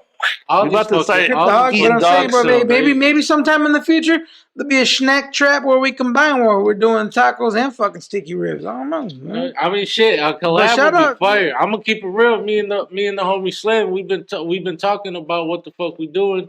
We looking into shit right now, so I mean that's in the works. Snack Trap about to be in a food cart real soon. I'm working. But I will say this: about 2 years ago, I'm just tired of working on them. 2 years ago, I fucking remember sitting down making some birria tacos, and then all some. I just said that the other day. Birria fucking tacos. He said, "Yo, he was gonna order some food from one of these brothers that are starting to shit out here," and I was like, "Yeah, I'm about birria." I was like, "It's alright." I said, "But when Kingpin made them, and now I compare a lot, bro, and it's great that I have. You know who does some fucking fire birria tacos, bro? My nigga Lou. That's what we were talking about. Fucking hot box tacos. See, and that's what we do. I didn't want to put his name out there because I want to. Hey, my dog Lou, bro. My motherfucker. I'm happy for him. Fucking killing it. Yeah, shouts to Hot Box Tacos, the homie Lou. Yes, sir. Yo, I just want to say, Kingpin, I'm glad we got to get this story out there for the people. I'm glad we got to really, a lot of people didn't know the history of what goes on here in Holland hip hop wise. I wanted to get your story out there to let them know there wasn't like you really put on the whole trust fund bomber, all the brothers that were assigned to trust fund. James, y'all really laid the blueprint on this hip hop shit in Holland. Like for real. We wanted to do this to give you your flowers. I'm blessed, bro, and I thank you guys so much for because the first episode, man, everybody that tuned in, thank you. Definitely. Appreciate you guys. You, Lex, Gabe, everybody, man. Thank you guys for the opportunity to do this because it does. It's like I said, when I talked to Marcus, he was like, yeah, man, I didn't realize you put so much into it. It did that. And I was like, damn, yeah, that's what's up, Yeah. And it's because y'all's platform, I was able to reach a whole nother group, a whole nother generation, and other people that didn't know that much about it. There's so much more to talk about. Like there is. Like there's gonna be more interviews to come. Yeah, like there's so much more about you that like your people need family to know. And shit. So like these seats are open to you for you anytime. You come back. We're gonna pick up on stories that we didn't even get in here. But this is just the main. This is the main one to get that story out there. I'll say this: we did the first episode. We're doing this one now. Maybe there'll be a third. Maybe there'll be a fourth. There's just touch base on silly shit, soups, other things like not anytime soon, but maybe down the road, just as a touchback or whatever. But I do and not even for stories or shit. You come, just chop it up with us. We'll have slide. Yes, we'll pick your brain about hip hop. We'll pick your brain next time we talk. I want to get into who's your top 5 MCs. Who's your I'll top? tell you my top 5 fucking MCs. Yeah, right now, yeah, let's get it because we're gonna ask Drop every it. guest that. I've been asking everyone. I need to know this. Oh shit. For me, anybody who fucking knows me knows that fucking Big Pun. Big Pun is my favorite fucking MC ever. Rest in peace, Big Pun. Fucking love Big Pun. That was my favorite. Like, all my for real, bro. That was stand like, up. Those are my titties. man, Get your own. I remember being in a fucking base or in a garage with Bracket way back in the day when Capital Punishment first came out. We had the vinyl album. We're in there fucking, and I was like listening to it for the first time because it was like still not a player, but like when we got Capital Punishment and fucking we were sitting there just listening to it, I was like, what the fuck? Like the way the way Pun put words together. Then in the middle of little did we know that we read some middlemen and didn't like just like the way that like think about that now, like the way them shits was constructed, them rhymes, like crazy. All time GOAT. Number one MC in my book. I say it over. He put on for all Latinos. Shouts to him. R.I.P. First Latin MC to go platinum. Oh, cool. Almost won a Grammy. Yep. Next year I'm bringing home 2 family. You hear me? But my list, top 5 MCs for me personally: Big Pun, Biggie, SPM, Nipsey Hussle, and this last one always fucks people up: Project Pat. Whoa, come on. Yo. No, that's sure. How the hell you rob us? Gonna rob the rob us. Yes, you're right. Yeah. That's right. But that's the SPM's top 5 too? Yeah, SPM, yeah, bro. Hey, SPM, bro. Like, I don't give a fuck. If you really, he's a legend. Don't get me wrong. No, if you like, everybody fucks with SPM. They got their songs, but like, if you fucking like sit down and listen to shit that he says on certain, like, not just certain songs, but on a lot of them, bro. Like, fucking Riddler on the Roof, In My Hood, even that song, What Do You See? If you look past the hook and you listen to what he says, if you listen to Real Gangsters, Shouts to Solis and when Solis did that fucking remix, song, bro, and I heard that beat. I'm not denying nothing about SPM, but South Park Mexican, hell yeah, bro. You know why? Because he had one of the biggest influences on my style because, there's Kid Frost, most known Mexican MC, but when you listen to Kid Frost, that's different. It's way different versus growing up listening to SPM. Yeah. It was like I was getting pride from hearing a Mexican rap, but not only hearing the Mexican rap, this is during the time where I'm admiring Big Pun as an MC, but being like, damn, SPM, SPM is saying some shit. Yeah, he talked that shit. Like, he talked that shit. Yeah, but top 5 Kingpin. Yeah. Relax. I mean, that's personal. I feel hurt about it. I know. Because it sounds like it's whack, like I'm dissing SPM, because I am an SPM fanatic, but I couldn't even put him in top 10. Well, definitely. So, Pun, Biggie, Project Pat, SPM, Nipsey Hussle. And Project Pat, explain that too. Bro, Project Pat. Bro, I ain't gonna front. I posted some shit not that long ago where I posted a song of his, and I'm like, yo, I once too had an ignorant time in my life. And this was some of the fucking soundtrack to it. His shit was fucking ignorant, and we was getting you gotta understand, bro. Like, he's just a gutter motherfucker talking that real street Robert kicking, but not just that, but like nigga dough type shit. Yeah, because you gotta think. There was a time when I moved out of I remember when you came back and you was Project Pat. Bro, you was the jacker hardcore. Yeah, if you went from my hood, you was get from around here. Yeah. You were a big jacker. Yeah, but hey, Project Pat, bro, that nigga's so fucking dope. So fucking dope. But those are my top 5. Like, to me, who not just because they're what I think the best rappers, they are like you personally. the 5 most influential people that.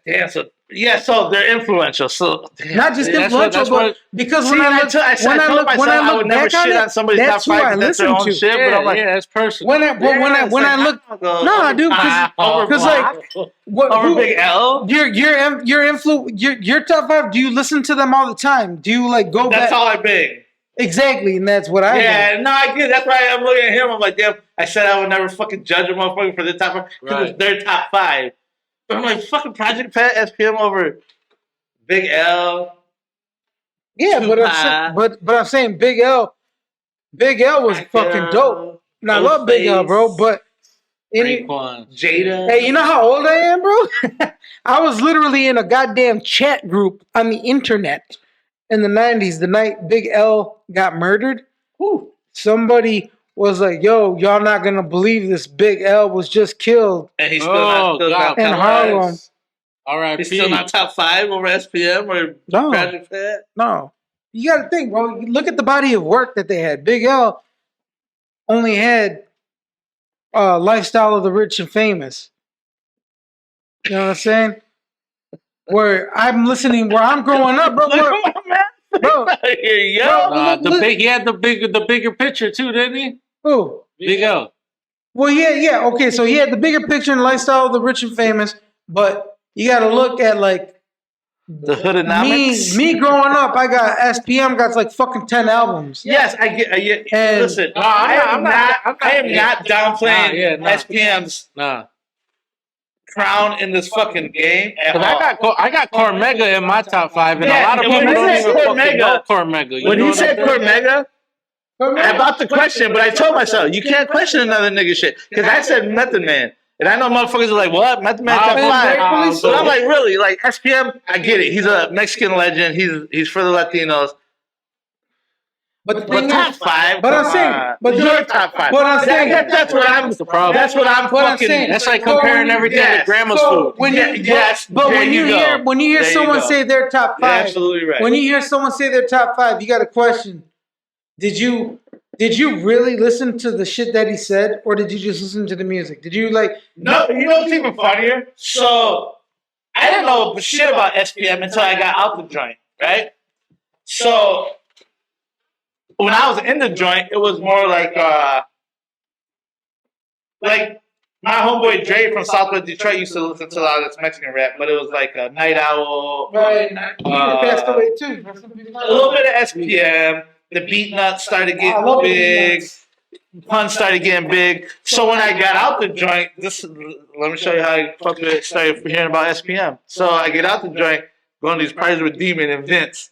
And every fucking party we went to, Vince would be in the corner. He'd be the DJ. What's he bumping all fucking night long?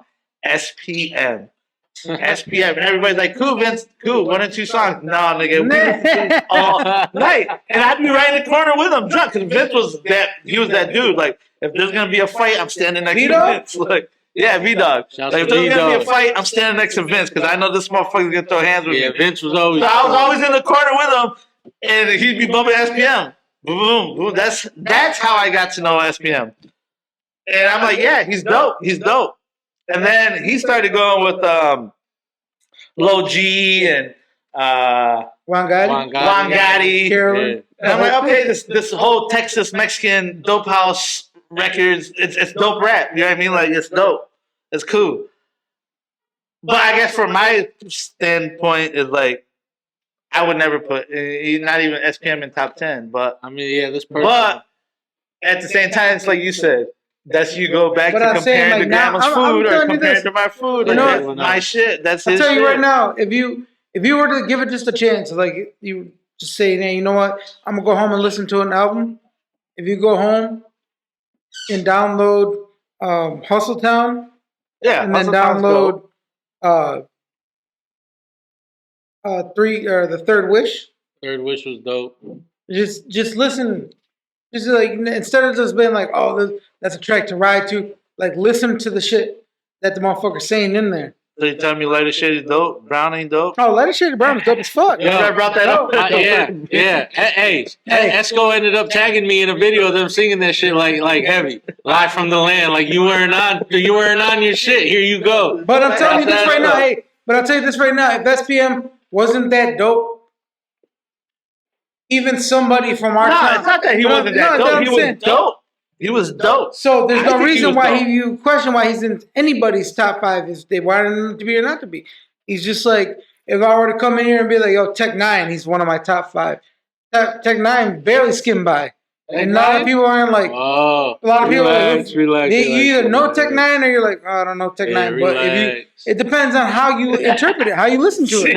See, that's how I felt right there. Now you feeling the same way. Because Tech-9 is but I understand that because Tech-9 is different, bro. For an underground artist, the following that he has, bro, this motherfucker's made millions. Yeah, no, definitely. You know what I'm saying? Like ICP. Yeah, exactly like that. I fucking I'm a juggalo. Yeah. Remember when ABK came out for ICP? Yeah. Anybody killer?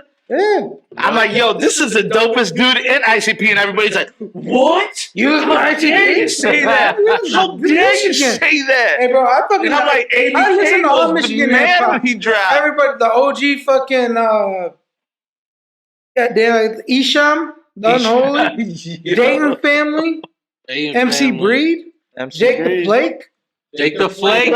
Fucking talk to him. Talk to him. I'm saying, you know, like no, Mac like the Jacker. Mac the Jacker. Barely skimmed out. 40 artists at all. Yeah, nah, that's just real underground. Those are my top 5 MCs, right? That's just underground hood shit right there. Those are my top 5 MCs. Now, if you wanted to get into groups, like top you didn't question about that. Because we were talking about it last week about when you, me, and Lex were chopping it up about top groups. Top group out the gate, Wu-Tang Clan. I think that was all of ours. No, it's rightfully it should be. And I think he said Backstreet Boys or some off the wall shit like that. I said, well, Flex Star. Did he not say Backstreet Boys? Am I tripping? Yeah. And see, one of them boy bands. Right behind Wu-Tang Clan comes Bone Thugs and Harmony. See, that wasn't in ours, I don't think. Bone Thugs. But rightfully so, they have a claim. Wu-Tang, Bone Thugs, Mobb Deep, Mob was on The Locks, and Do or Die. Do or Die. That didn't get brought up. They've been left behind. That didn't get brought up. Hard to say group because we were talking about this last time when we said Terror Squad, and we're like, is that a group or is that considered a group or a record label? It's a record label. You know what I mean? So we said Bad Boy too. You know what I mean? We're talking about Bad Boy. The Twins, you know, so we had to say the Twins. Or something like that, you know what I mean? Yeah. But that's when I had to go into Mobb Deep, and then I was like, maybe CNN, because that fucking War Report album, even though they dropped like 1 or 2 albums, but that War Report was. And he said Nas and AZ was never a group. Nah, he was a part of the Firm, but them together weren't like a group. That is what you said. But honorable mention, Outkast in the.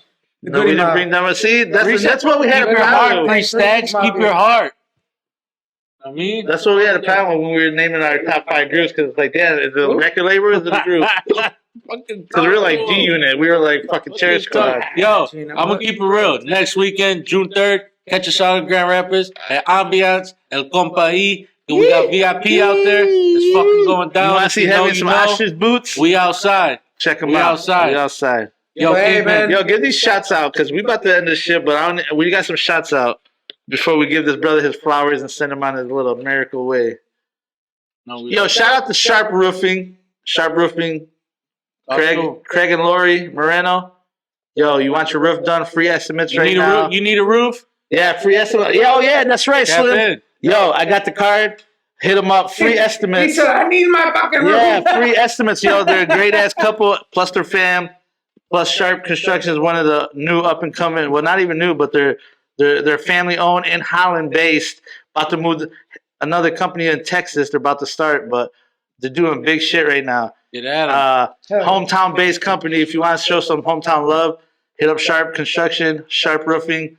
Yo, they'll get your shit right. On some right out of Holland. They're going to take care of you. Kingpin, we wanted to give you these flowers. We appreciate you stopping by, my brother. Anytime this fucking platform's open for you, you got a new flavor, you got a new song, You got something going on. You're gonna you're gonna sell some plates, whatever you're gonna do, bro. This platform is always open to you, my brother. I'm glad that we got the land to hear this story. Yeah. Appreciate y'all. Hey, for real, I appreciate the fuck out of y'all, and I wish y'all nothing but the best. Y'all shit is what we need in this town. It's what we need. You know, every city should have a live from the land type of shit. You know what I'm saying? And y'all are the ones that are taking those fucking reins and running with it, holding it down for the city, putting the stories out there, making sure that everybody knows what the fuck is going on in the city. You know what I'm saying? Y'all the pulse of the city. Everybody needs to tap in. Speedy, Heavy, Lex, Gabe, appreciate y'all more than y'all know, man. Everybody out there that's watched the first episode, that's watching this one, you know what I'm saying? All my trust fund family, you know what I'm saying? Like now, everybody out there, man, we did that shit back in the day when it was like something that couldn't be done. And nowadays it's a lot easier to do it. You know what I'm saying? Hell yeah. But it's all the same thing. It's all about how much you want it, what are you willing to do for it, and are you willing to keep your integrity to make that shit happen as a squad. Hell yeah. You know what I'm saying? I was blessed and fortunate to have some real ass niggas in my fucking around me to keep me going, to hold me down and do this shit. And it was an honor, my brother. It was an honor, man. It's been an honor. It's been great to have this. Especially, you know what made it even better? To be able to do it with family. Family. You know what I'm saying? No, and that's a blessing. Like that's what we said. Like I said in the beginning of the first interview, is like we wanted you to be our first guest. One, because you're family. Two, I personally lived that whole travel life, the whole trust fund life with you. So as a fan, and then as a family member, I was geeked. Like we got to get this shit. There's so much I want to know about them, but there's so much that I wasn't there for a lot of the shows. I wasn't there for a lot of behind the scenes. When they were like, when y'all asked me, when you're like, yo, we're gonna do live from the land, and the first one we want to do is with you, I was like, oh, fuck it. no shit. I was like, really? Definitely. Like, yeah. I was like, all right. Yeah. And I mean, I was with it, but I mean, like, there's so many other shit that they could do with other, current motherfuckers and everything else in between. No, we don't want current. No, we want current, but we want to start from the basis of. But y'all gotta make sure. Y'all gotta make sure that y'all keep this shit going the way you got. The way that it's flowing right now. The way you guys got it going. You guys keep getting more subscribers, more views. Definitely. Fucking fire. Hit us up on YouTube. Tap into the snack trap. Subscribe, like, share the videos, get them out there. There's a lot of people that ain't seen them yet. Yeah, show us some fucking love out here in the fucking street. Shout out to my brothers. This story right here deserves to be put out there for all of Holland. K187, Tony Capo, Kingpin. You want some Kingpin Kool-Aid? Hit up Kingpin. Yeah, y'all gotta hit me up for that shit. I ain't got no cards. I ain't got nothing else for that. Well, right here, I'll sell you 2 for $15 right now. It's all good. Come get them. Big Slim, the boss. Shout out Lexstar Media. Shout out to Flexstar Media, because as much as we bust his balls, and even though he was late as fuck today. Late as fuck. Hey, he's holding it down for us, and we appreciate you, brother. Big Slim always. Shout out my primo, Skullstone Productions. Renegade and shout out we working on that beat. Drops. You know what time it is. Bro. You got next, bro. When this track drops heavy, I don't want to hear none of this bullshit of I'm not gonna play it. I don't like the way it sounds. None of that shit. It's going live. If I gotta play it myself, tell him Slim. It's lit. You heard it here first, live from the land. It's going live. We checking out. Every time I walk into the shop, it better be playing on the speaker. City Murder Mitten, you know what the fuck it is. Southside, we outside. Get at your boys. Southside, we outside.